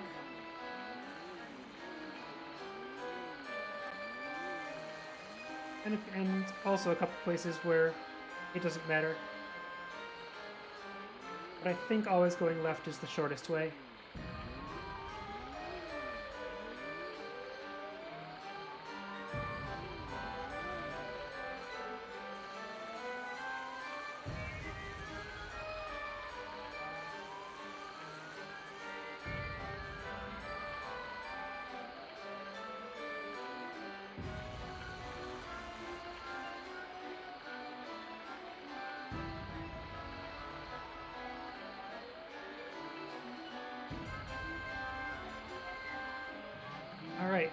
We are here at the end of the level. I'm gonna get health while I can, and in fact, I'm gonna do another safety save for marathon safety.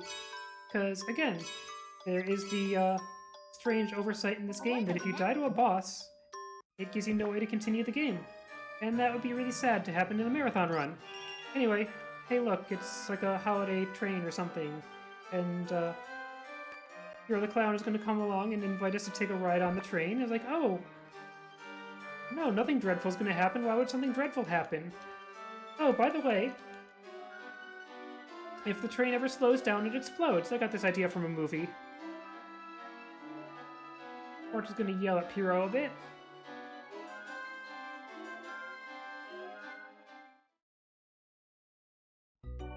And here's the train boss. 行くぞ。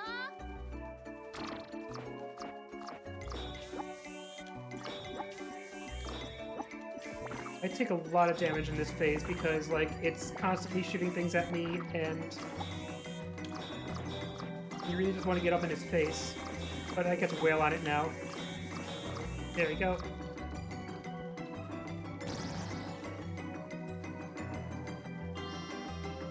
And then we get a full heal after every phase of the boss, which is very generous. Alright, now you fight the light bulb fish. It's very easy. You hit the light bulb and you don't get hit by the beam. Maybe you do get hit by the beam. It kind of doesn't matter.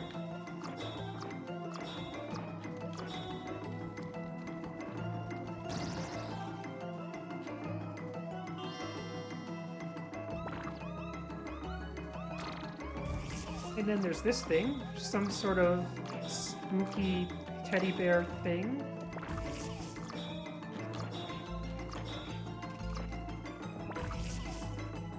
In the Japanese version, its name is just Panda.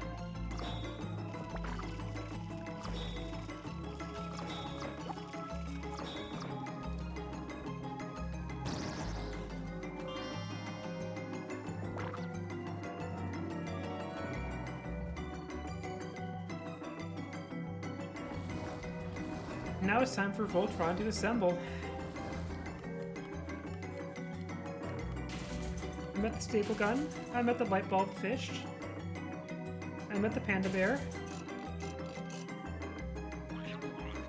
I'm at the combination staple gun and light bulb fish and panda bear. And so this part is great because it shoots all these staples at us, but it's too tall, it just shoots them over our head.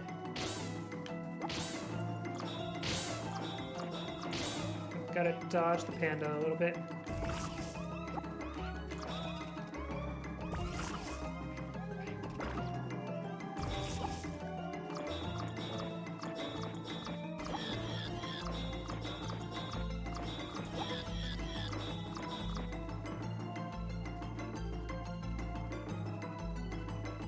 And Porch is going to wisely hop off this train because it's just about to run into a wall and explode.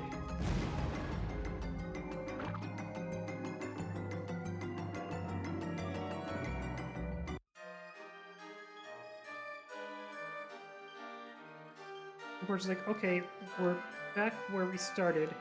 What was the entire point of that exploding train ride? I'm kind of mad at the clown now. And Straynap's acting like we're getting mad at him.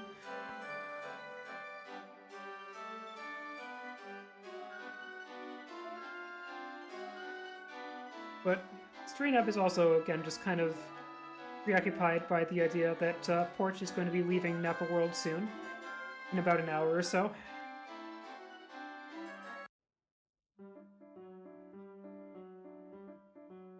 Anyway, go right back into the winter, and now we get to go on to my favorite level, the Snow Corridor. Level's just got great music and great scenery and, like, just kind of good solid platforming fun.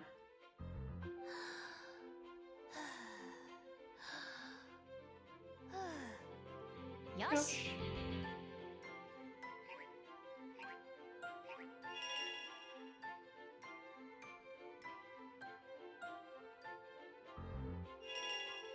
メモしておこうっと。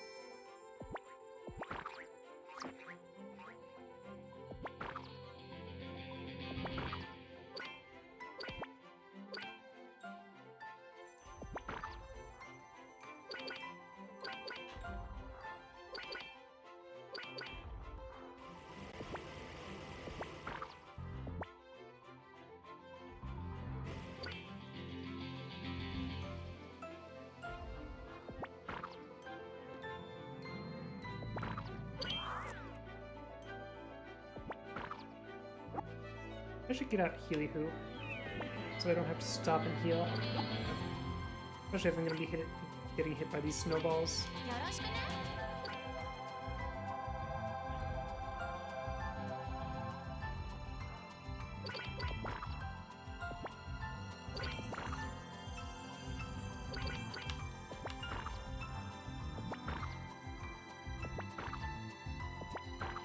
So, I guess to catch up, if you're, reasonably just waking up, this is Nappie Tale. It is a platforming RPG-ish thing, mostly platforming for the Dreamcast. Came out in 2000, and it only came out in Japan. But in 2019, it got a fan translation by Cargadin, and the fan translation is lovely and makes the game so much more accessible. And one of the things you can do in this game is this kind of crafting mechanic where you make these beings called paffets that follow you around and help you in levels. And I have made 3 of them for this run.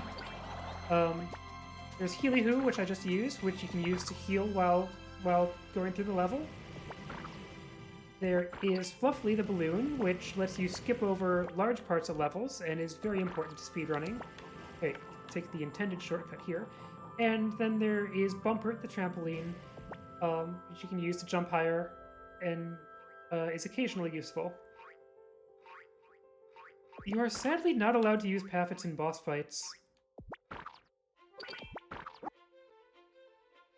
Dang it.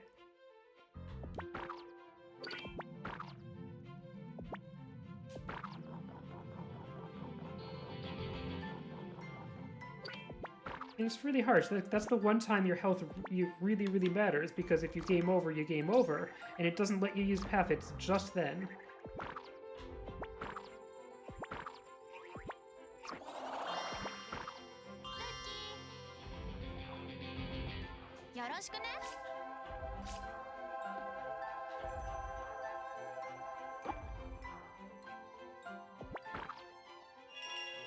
Great thing about this level is it doesn't even have a boss. We go on to the Crystal Palace.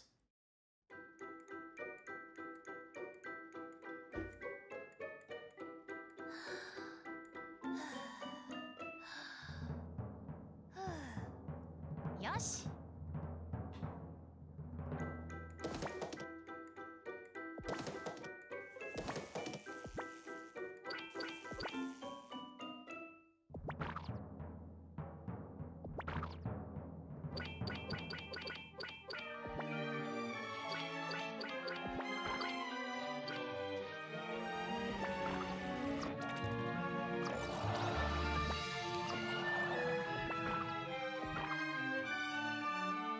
You'd think we would have to interact with the winter version of the mystery gift shop like we've interacted with the seasonal version of everything else, but turns out that we can just run right past it and it doesn't matter to the plot. So anyway, here's the Crystal Palace. It's got a lot of ice and spikes, and it's got the problem that if you ever fall down, you fall down to a previous part of the level. And that's worse than simply just falling off the level, because if you fall off the level, you just take some damage and keep going. But if you fall down to a previous part of the level, you've got to repeat and get back to where you were.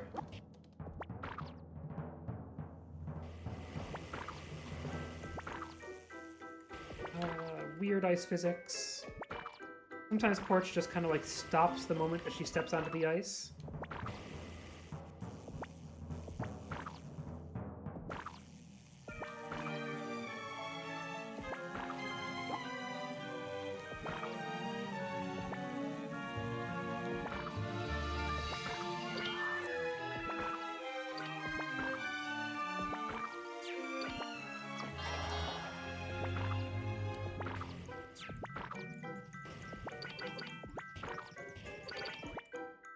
Oh, that was close. Oh my gosh. Got snagged on the edge of the trampoline and I thought I was gonna fall off.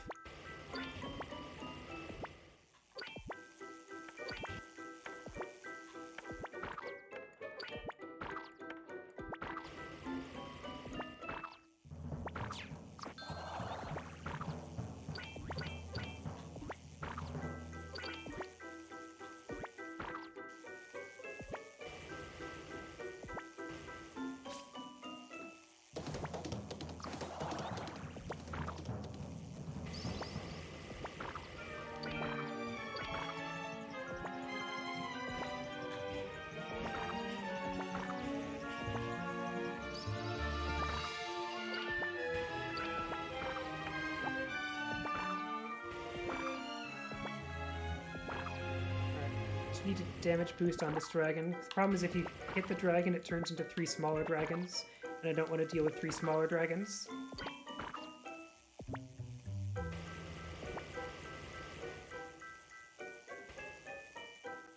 A little more precarious ice physics to deal with.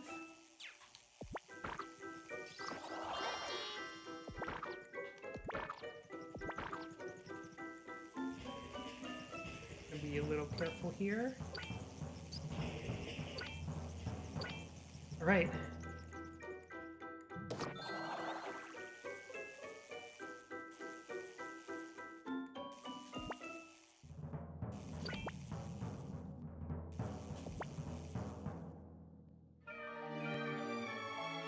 Alright, and if you happen to be a subscriber to my channel and here in chat, this would be a great time to get out your Arborelia for the expression on Portia's face as she beholds the Snow Princess and her ice army. It's very voluptuous ice sculpture, has commanded the Ice Corps, who is going to be attacking us with their very tiny weapons. Thank you, random salients. We just need to whack a lot of the little dudes and try not to get lasered too much. Ow.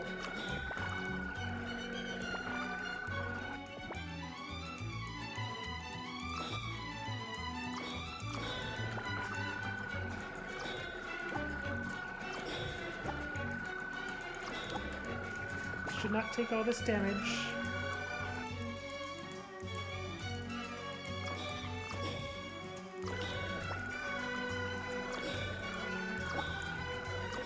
Cool. And turns out that one of the ice soldiers was melee transformed and under the spell of the voluptuous snow sculpture.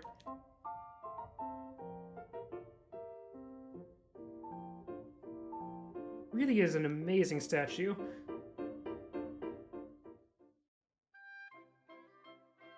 氷の兵隊に姿を変えられていたメレさんはまだまだ調子は万全じゃないみたい。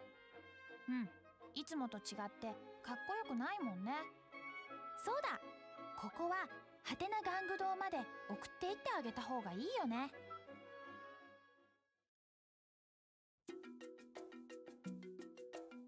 Alright, the melee is giving us the hot ice, and that's the last item we need to make Phantom Stew, and we would just have to go back to the crafting room in 13 Ice Cream to make it.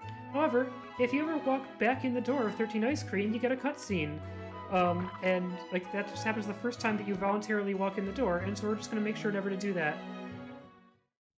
Instead, we're going back to finish up Cecile's plot.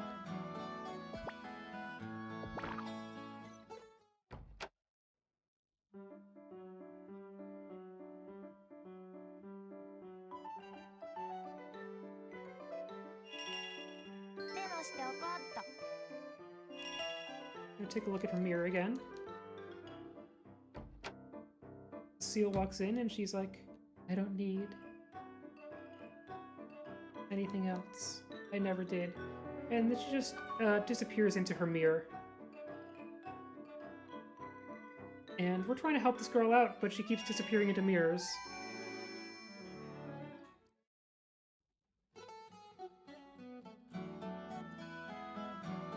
Also, hey Zahariel. Alright, so we go back into Red and Gold, which, again, is a level where I've, you know, pretty recently discovered the skip that we get to do.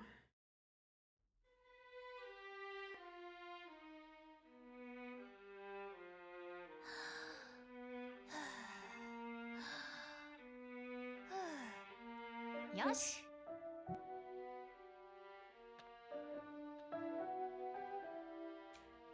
Yoroshiku ne?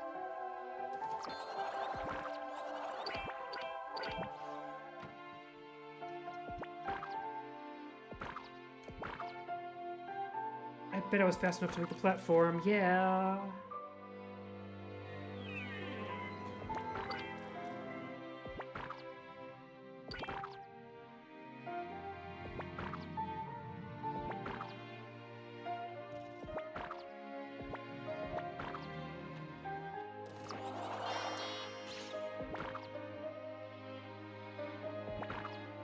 Ah! Oh no! Oh, that's awful. I got acorned and knocked down to the beginning of the level.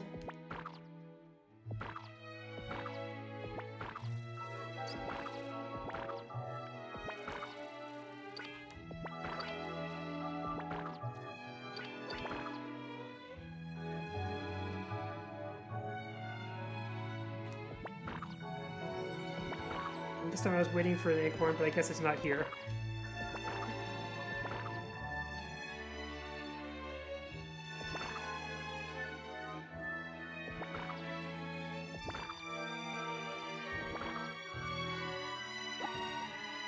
Alright, get on Sploring Bot here.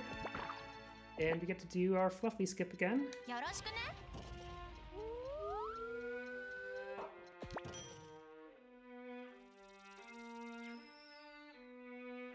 There we go.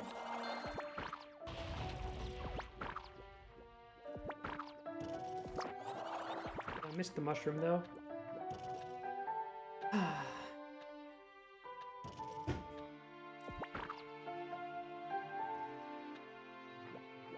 Goes to show one of those situations where falling off the level is much better than falling onto the level.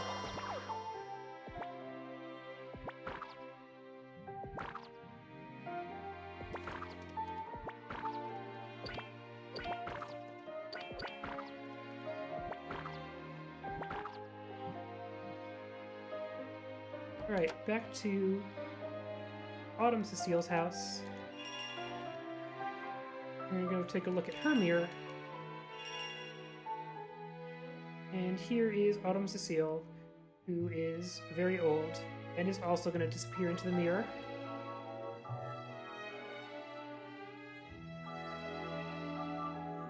But this time we get to follow her.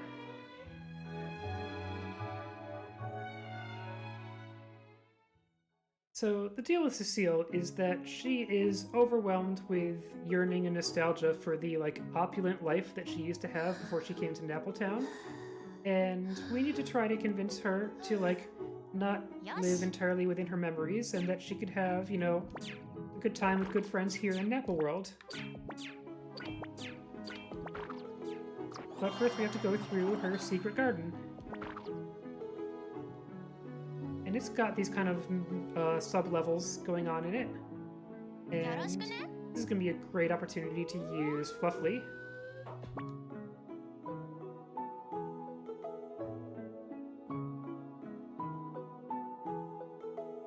The thing about the zip lines in this game is they're not very zippy.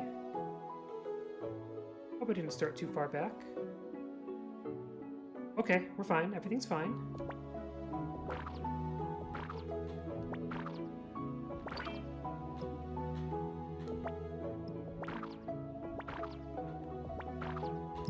There's kind of these switch puzzles. Let's turn on these platforms. Oh wait, left, middle. Okay, I've got time for this one.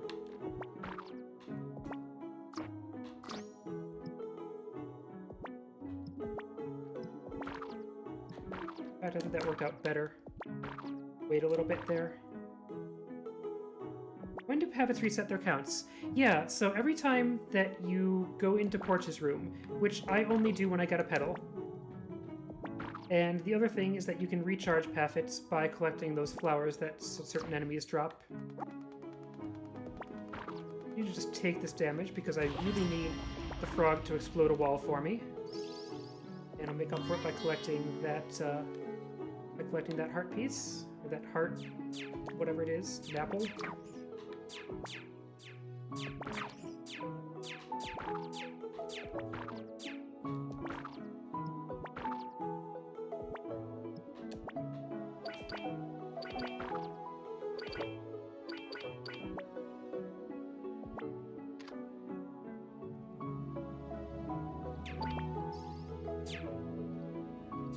I think this level expected me to go to the right through it, and instead of going to the left, but it turns out to be, pretty much faster to go to the right.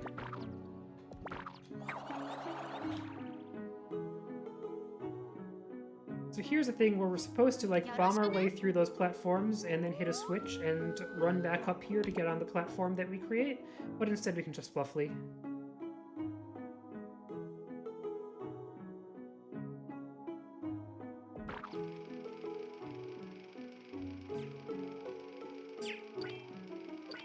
In this section, the signs have trivia questions about the game, and we are not going to be answering those trivia questions. It's like a multiple choice thing where which zip line you get on is the right answer, but we're just going to load over the rest of them.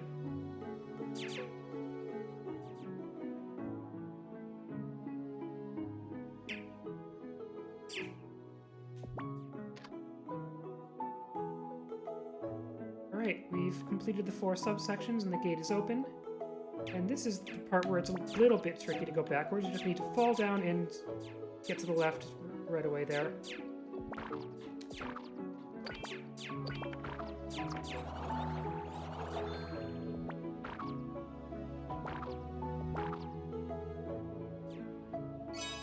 And we go into the inner garden.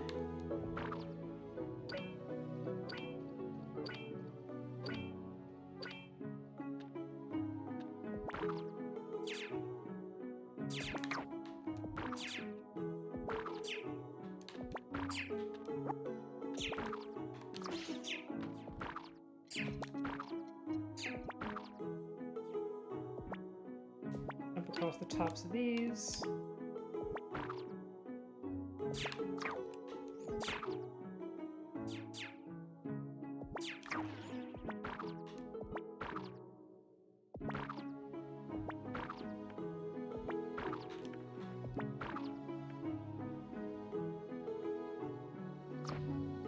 Just gotta wait for the explodey frog to bomb us through the floor here.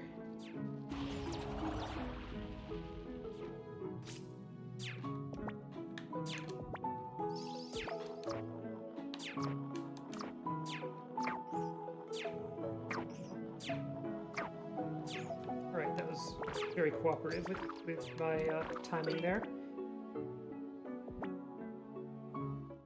And instead of a boss, this level has a conversation. We're just going to be talking to old Cecile.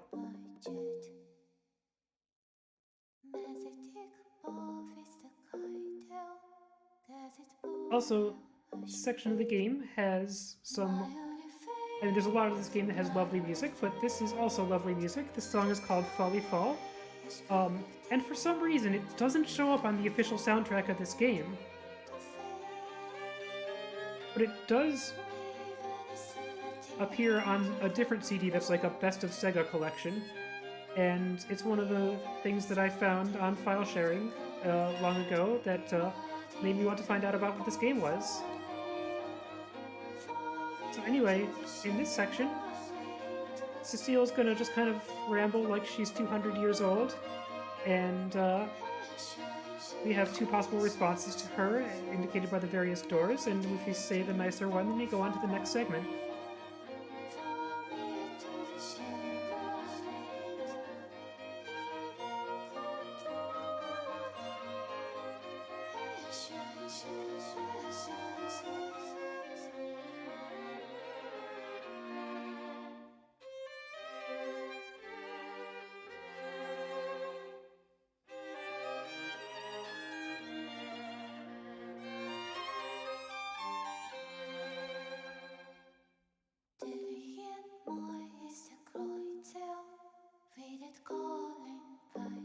She's reminiscing about her horse. The reporter's like, yeah, I had a friend like that. I mean, there's a neighborhood cat. We were born the same year, and that's just so adorable.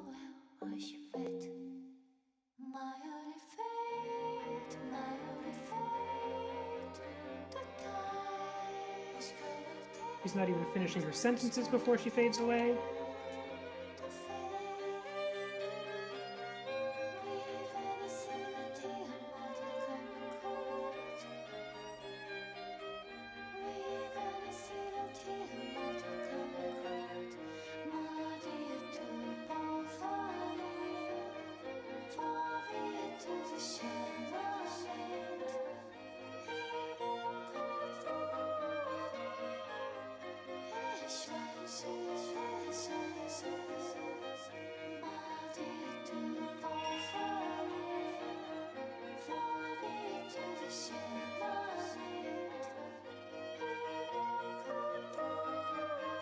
And there we go.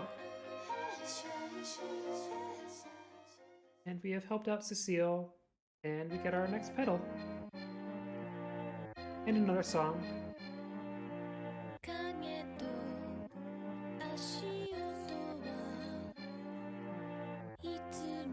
The way we're zooming into all these paintings is suddenly making me think of the crashing through stained glass windows part of Mr. Bones. Also, here we have the most outlandishly dressed fairy.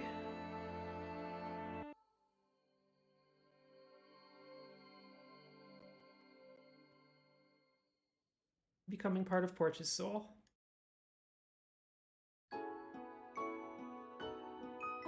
戻る時のペタルは不思議な肖像画にまどろんでいたんだ。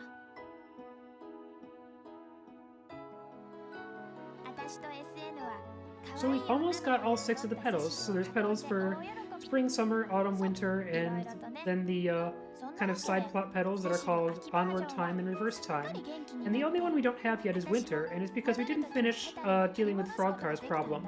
But we're about to be at home, which is where we can do that.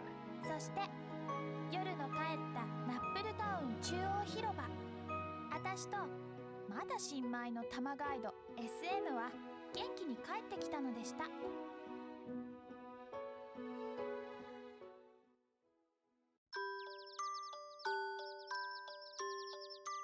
Porch is very happy to have another petal back.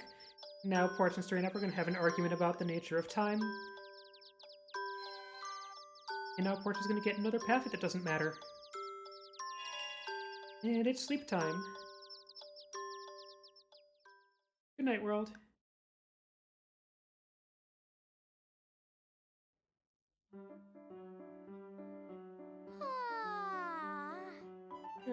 You said it, Porch.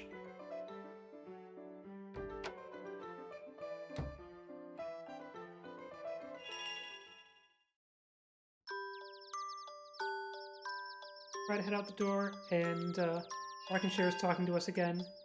And String Up's finally going to admit that he doesn't know what it's saying either. And he feels like he should know what it's saying, but, you know, something is preventing him from understanding the Paffets. Is there an all Paffets category? There are 70 Paffets, and I tried to 100% run, and there's some event that I didn't get at the right point in the plot, I think. I only got 69 Paffets. It was a nice run, but, you know, I might try 100%ing the game again, but there's a lot of long side plots. Anyway, we've got the stuff for Frogcar.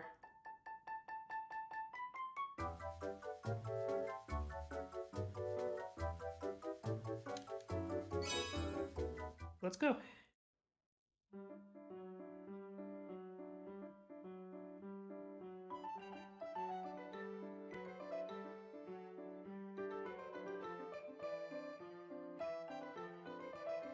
Here's Cecile. She's feeling better, she's getting her life on track, she's going to be going to school with her much shorter classmates.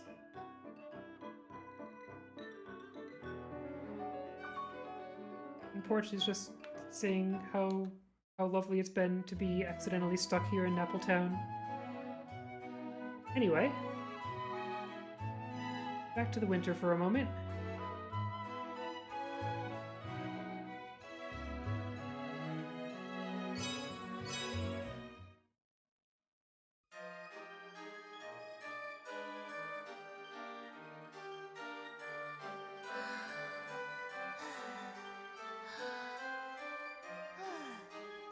Yosh.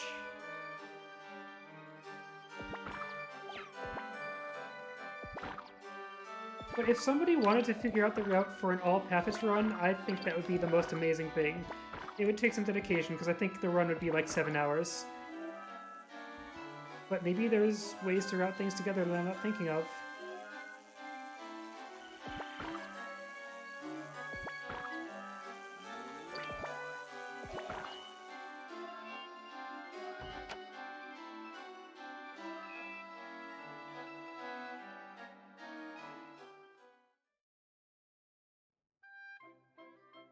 Frogcar じいさんは SN のお願いにすぐに応じてくれたっていうより、幻のシチューアイスが早く欲しくて我慢できなかっただけかもしれないけど。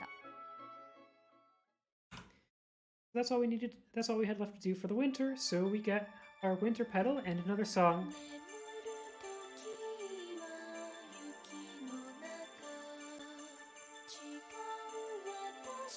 Say hello to Santa Frog.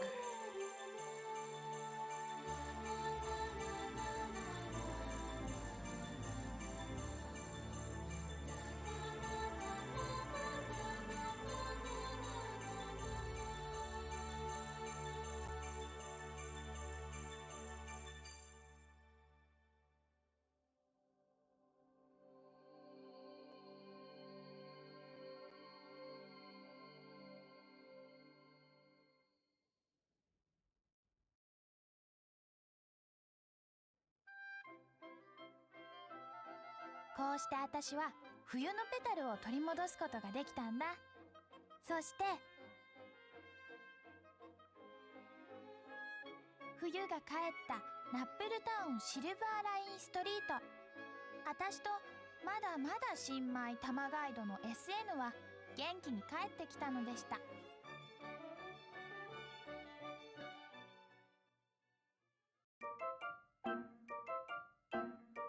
So we come back to the ice cream parlor where Strain Up is able to make the phantom stew for Mayor Frogcar. And Porch is like, oh hey, that looks delicious, can I have some? And Strain Up's like, nope, it's all gone. And Porch is like, what, you only made one of it? And Strain Up's like, no, I made 100 of it, but 99 of it weren't good enough. And Porch is a little miffed at Strain Up. And also Strain Up is noticing like, hey, you've got all of your petals. And Porch is like, yup, hasta la vista, SN. We start having these dialogue choices where we can, like, start being nice and friendly towards Strain Up, or we can just keep being snarky at him. And the snarky choices are always the first one, so that's the one I'm going to be mashing through. Hey, Drew! I'm glad you're going to be playing it. Thanks for stopping by.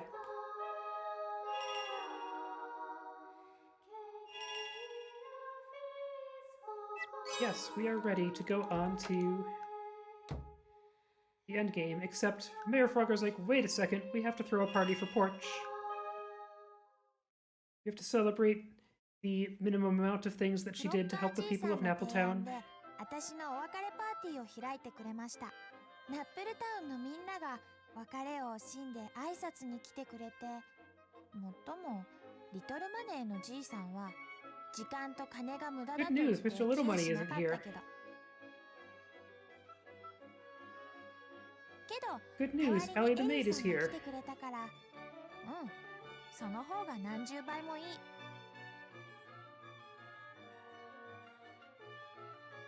みんなとってもいい人たちだな。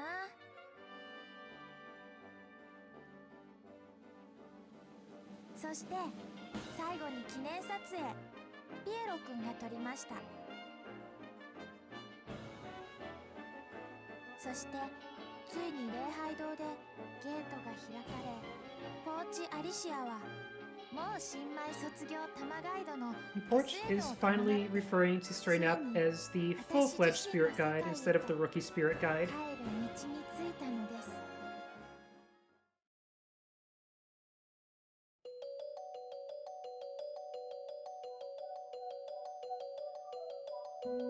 So here is Mirror Illusion, which is supposedly the bridge that we came into Nappa World on, but now it's all different and rainbow-colored and full of moving platforms.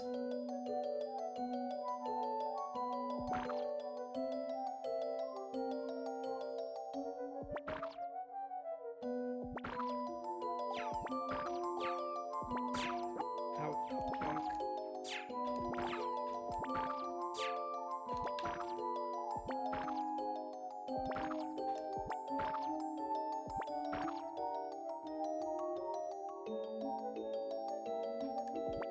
No, that doesn't look right. Oh, missed the cycle?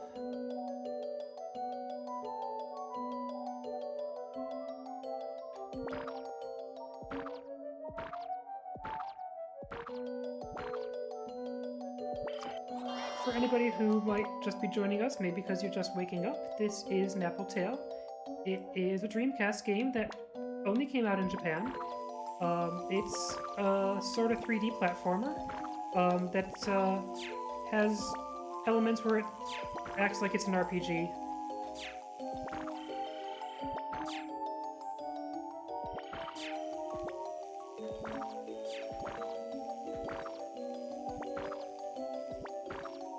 And it was only available in Japanese, of course, because it only came out in Japan, but in 2019, it got a fan translation, and that made the game so much more accessible. And now we can kind of all experience it. I'm gonna wait for that electro barrier to move.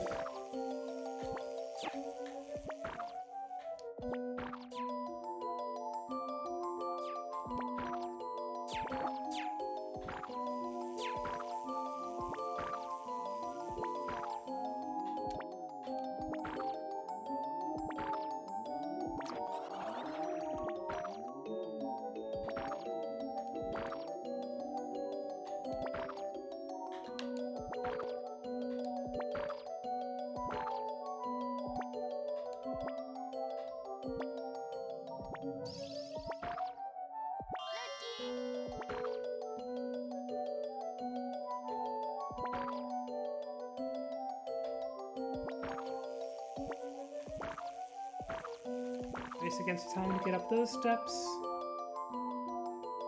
Yeah, it would be great if this game could be re-released in any form. Anyway, suddenly we get smacked in the butt by an evil clown. Don't you hate when that happens?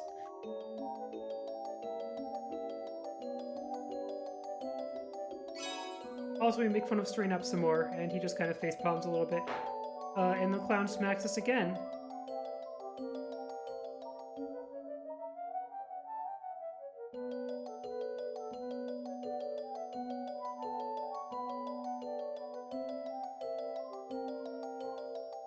Anyway, Porch is kind of mad, but determined to go onward in the level.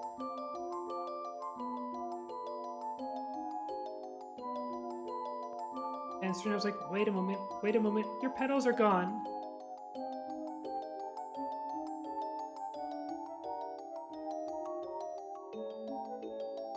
And so now Porch is really mad, of course. And we need to go fix this situation where a clown just ran off with all of our petals. So this game is made by Chime, and I don't think they still exist. They made a few other games. Some of them don't sound very remarkable. I think they made a Cowboy Bebop game for a PS1, if I'm remembering if it's the same company. And I've seen a little bit of that game, and definitely cool for there to be another game out there with Yoko Kanno music.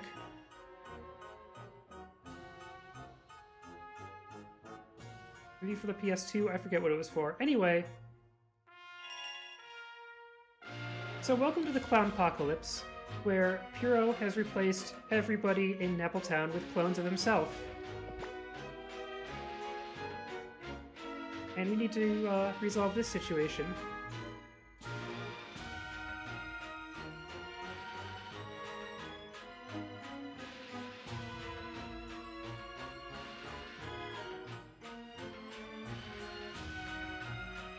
I actually think that this company was somehow responsible for one of the games in the Zero Escape series or something like that. I tried to look up and understand what their other games were at some point.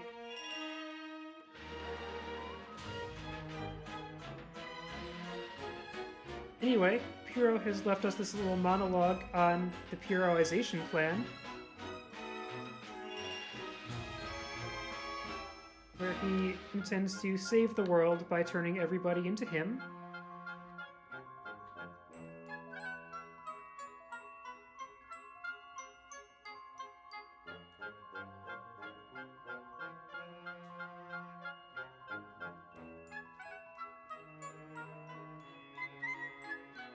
And the deal going on here is that this entire world is the dream of the goddess Illusia, which is to say Porch.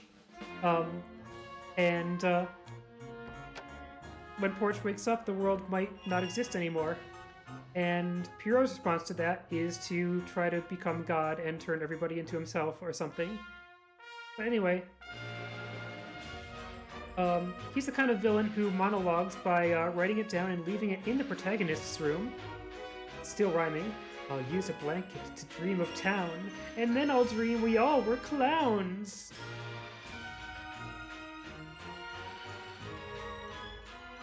And that is a really good question. So anyway, we now know we need to make something called a dream camera, and as a plot-relevant event, it's just going to automatically make it for us and give us no chance to mess it up.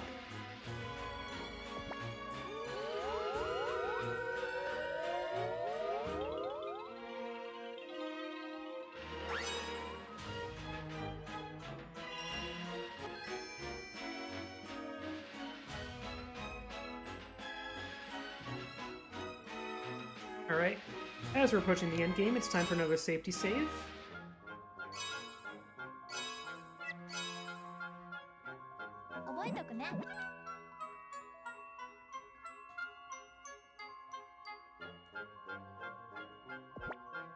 So the next part of the plan is that we need to head back to Alice's house, and we need to have a dream where Dappletown is restored to all the people who are not Pierrot, like where Dappletown is back the way it was. So we run into Alice's house, use one of her comfy dream blankets.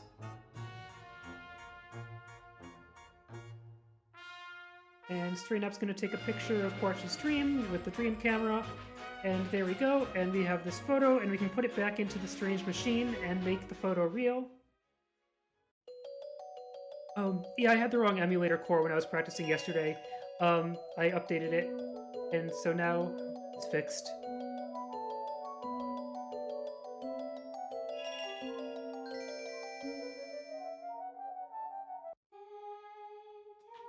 In terms of emulating this game, I recommend using RetroArch, using the current up-to-date Flycast core. I've also tried a couple of runs on actual Dreamcast hardware, but actual Dreamcast hardware is a little bit inconvenient these days, especially when you want to run a patched version of the game that's got the fan translation. Anyway, we need to confront Hero. So he's here just having a normal one, standing in the middle of a collapsing sandcastle model of Dappletown and gesturing dramatically.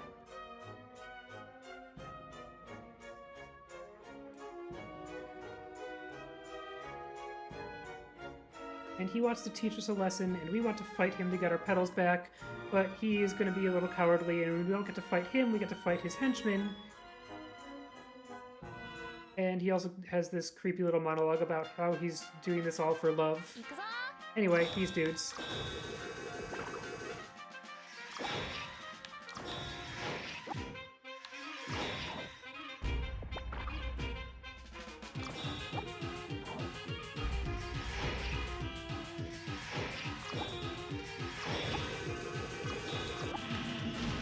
Alright.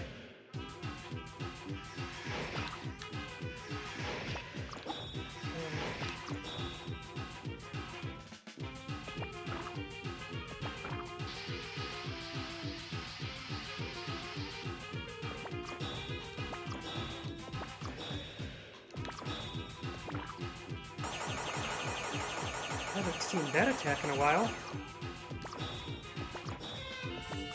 Got him.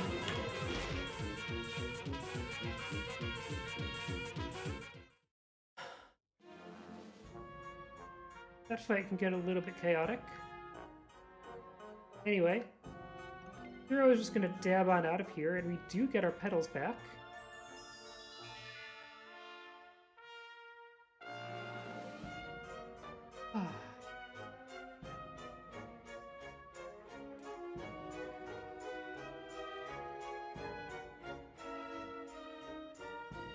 Hey, let's check in with Gark and Gomez.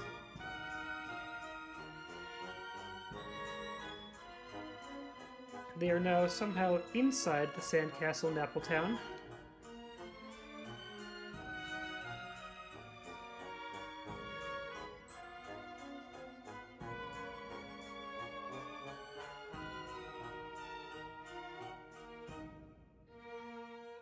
Gomez is very concerned that his friend Garg might be dead, but nope, Garg's okay. And now they're gonna go to the bar, the sandbar. メモしておこうっと。 And Porch has her pedals back, so now we can try to go home again.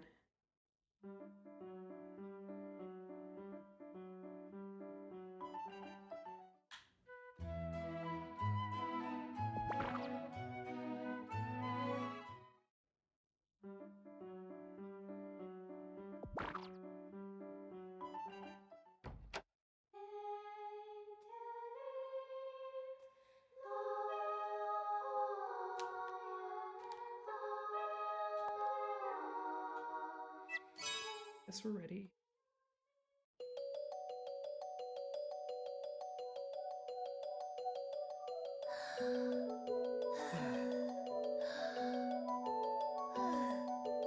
Yosh.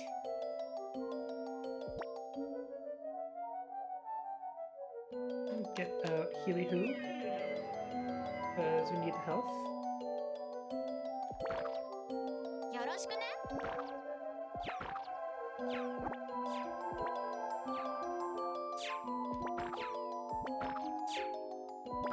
I missed.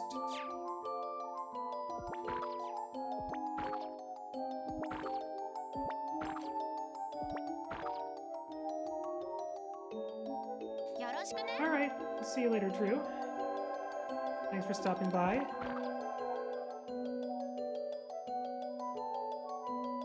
I am just barely not making the cycles in this level.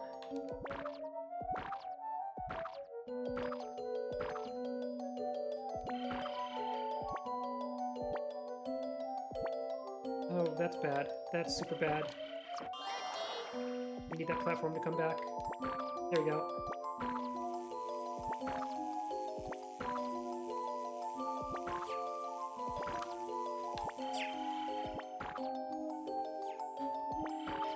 Ah.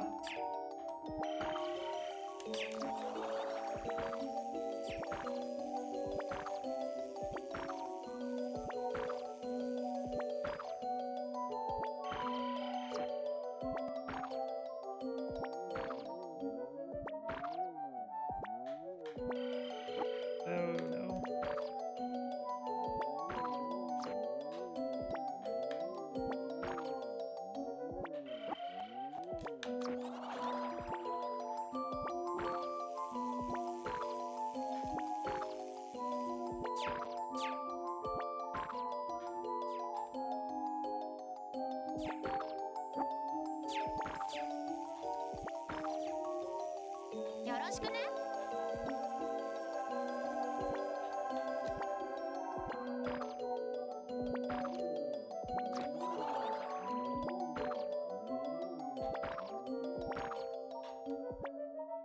Oh, dang.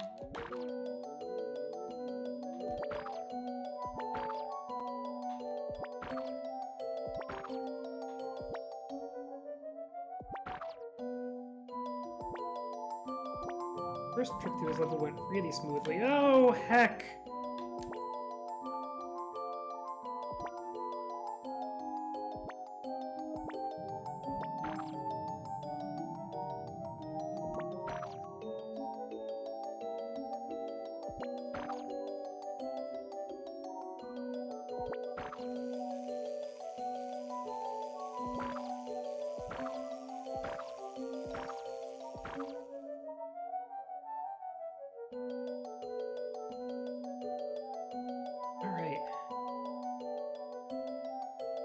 So, interesting note, somehow despite all that, I am 39 seconds ahead of pace.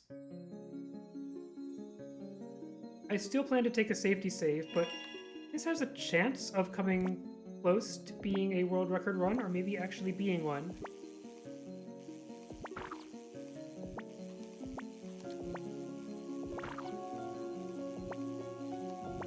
Even though, like, I stumbled a lot in this level, and there's that thing where I fell down a level in red and gold, I guess the setbacks I've had in other runs have all been larger.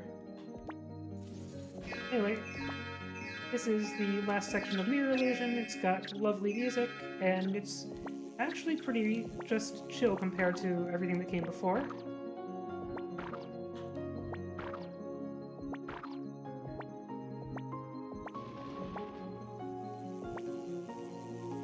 ろしくね。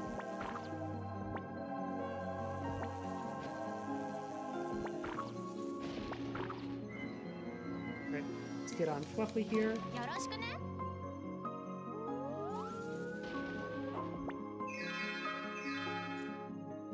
I used up the last of Healyhoo. Doesn't matter, we're not never going back to Porch's room anyway.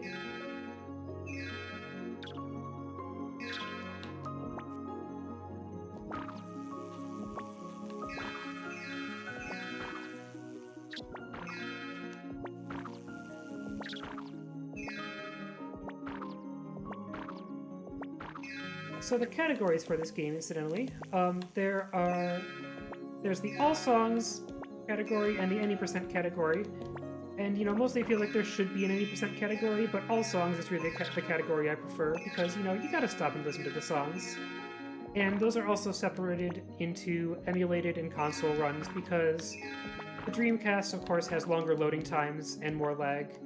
I wish the emulator would emulate the lag properly, but the timing is so different, they do have to be different categories. So this has a chance of being the record for the emulated category.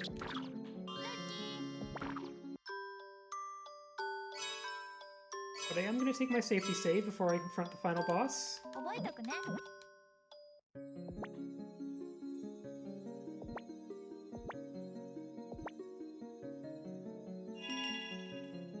Alright, and Puro's like, you know, I have to stop you here. I cannot allow you to escape with the petals. I need those petals. I need to have all 7 petals so I can be the only complete being in the universe. And Porch is like, no. And now we must fight.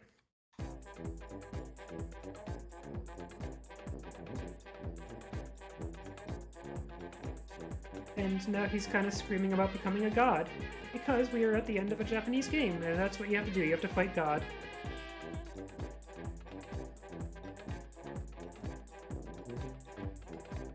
Also, Stray Nap is reminding Porch to take a tiny piece of Nappa World with her in her heart, so that Nappa World will still keep existing.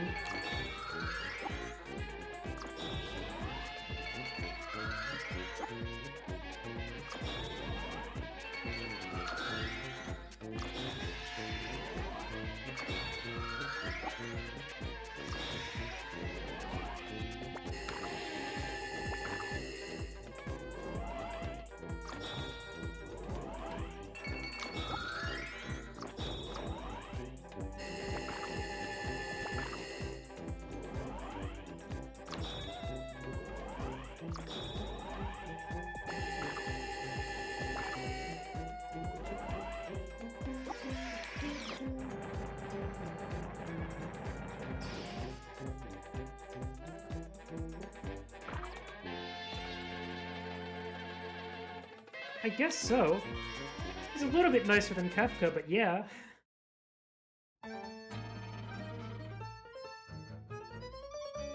So now here's phase 2.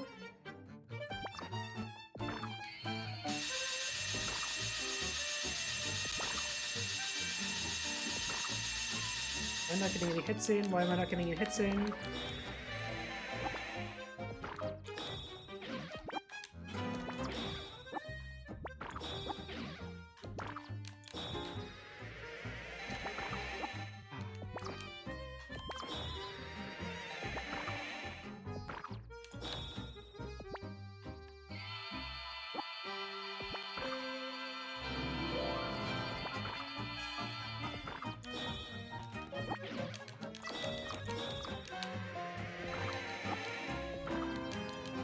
Got him.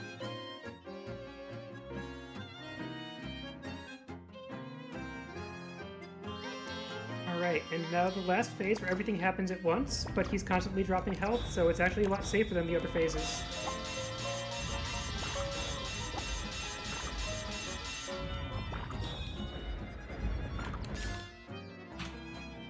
That's time. And that is, remarkably, 18 seconds. Okay, it's not time in terms of ending the timer, because it's all songs, and we've got to... Yeah, I spoke too soon. It is an all songs run. We do have to have the last run. But we get to chill out now. Because that was the last hit on the boss. But I hope you'll stay with me through the end of the game, because there is one more song. It is a very lovely song, and it can't be all songs without the last song. But yeah, remarkably, that is 18 seconds ahead of the world record.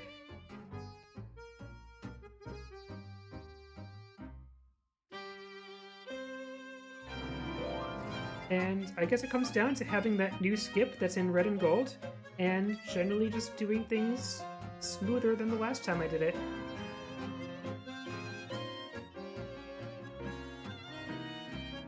Oh no, he's totally invincible. What do we do? He's totally invincible, except... Flower clock is spinning out of control here.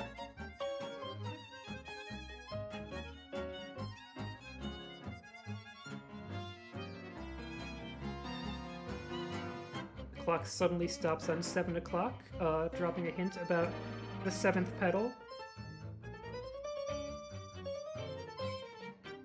Listen, Porch, it's time for you to remix the elusive 7th petal. Oh no, not the 7th petal! Remix is the verb it uses for, like, crafting things in the game. Timer stops at the end of the song.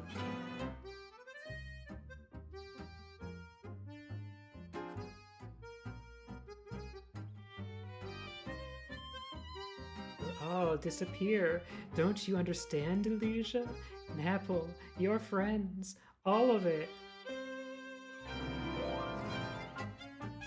You know, the theme of this game also has kind of a Link's Awakening thing going on, where, you know, the world that you're in kind of isn't real, it's all a dream, but you can also take a piece of it with you.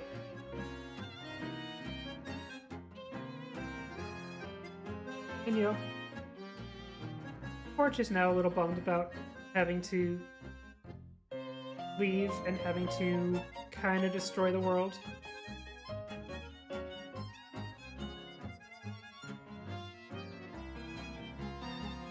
But Serenep made her promise to remember him, and Porch is mostly going to remember him as a big doofus. Because we spent the whole time, every time we had the option to, we just made fun of Serenep. Anyway.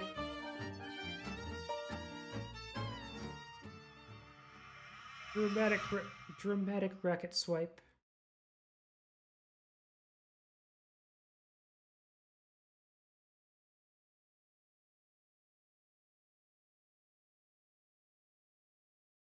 And now Porch has become the goddess Illusia, temporarily. But she's going to, you know, give up her 7th petal and give up this power. I think I kind of understand how the plot's going at this point. And we just get a little bit more of this silent monologue by Serenep. Even in this unstable world of oft-forgotten daydreams, there is life. I think life is the most precious gift humankind has ever received. Because of that, I believe Illusia remixes Napple World while enjoying an everlasting slumber inside a rainbow of vivid colors. That's the world we live in. And here's the last song.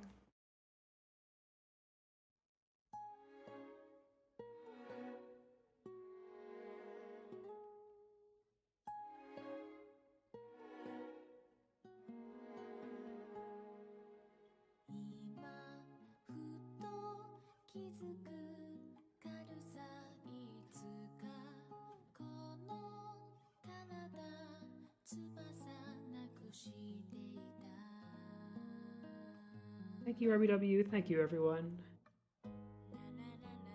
And here's Porch waking up at the festival where she fell asleep.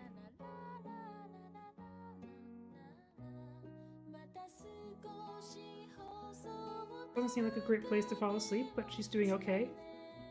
And you'd think that she'd be terrified of this clown handing her a balloon now, but it's fine. It's like, hey, free balloon.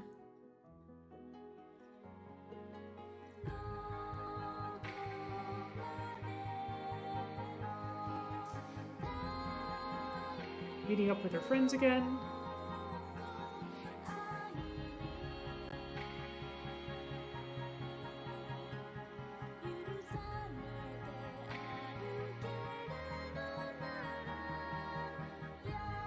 We get to see all the sights of the festival that are the things that kind of inspired the things in Nappletown.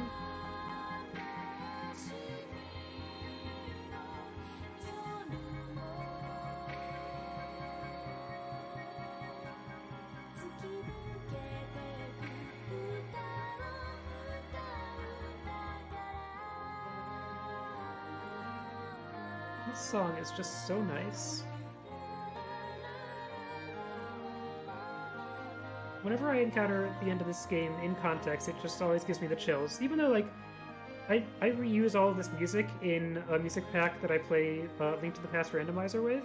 So, like, this is the ending song there, too, but it does so much more in context. Anyway. Heading home.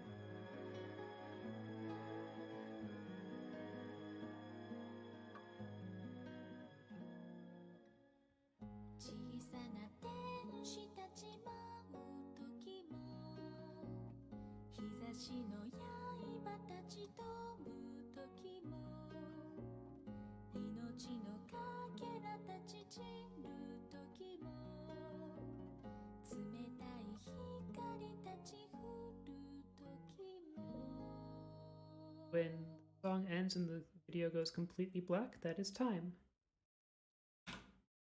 There we go. Oh, stop time.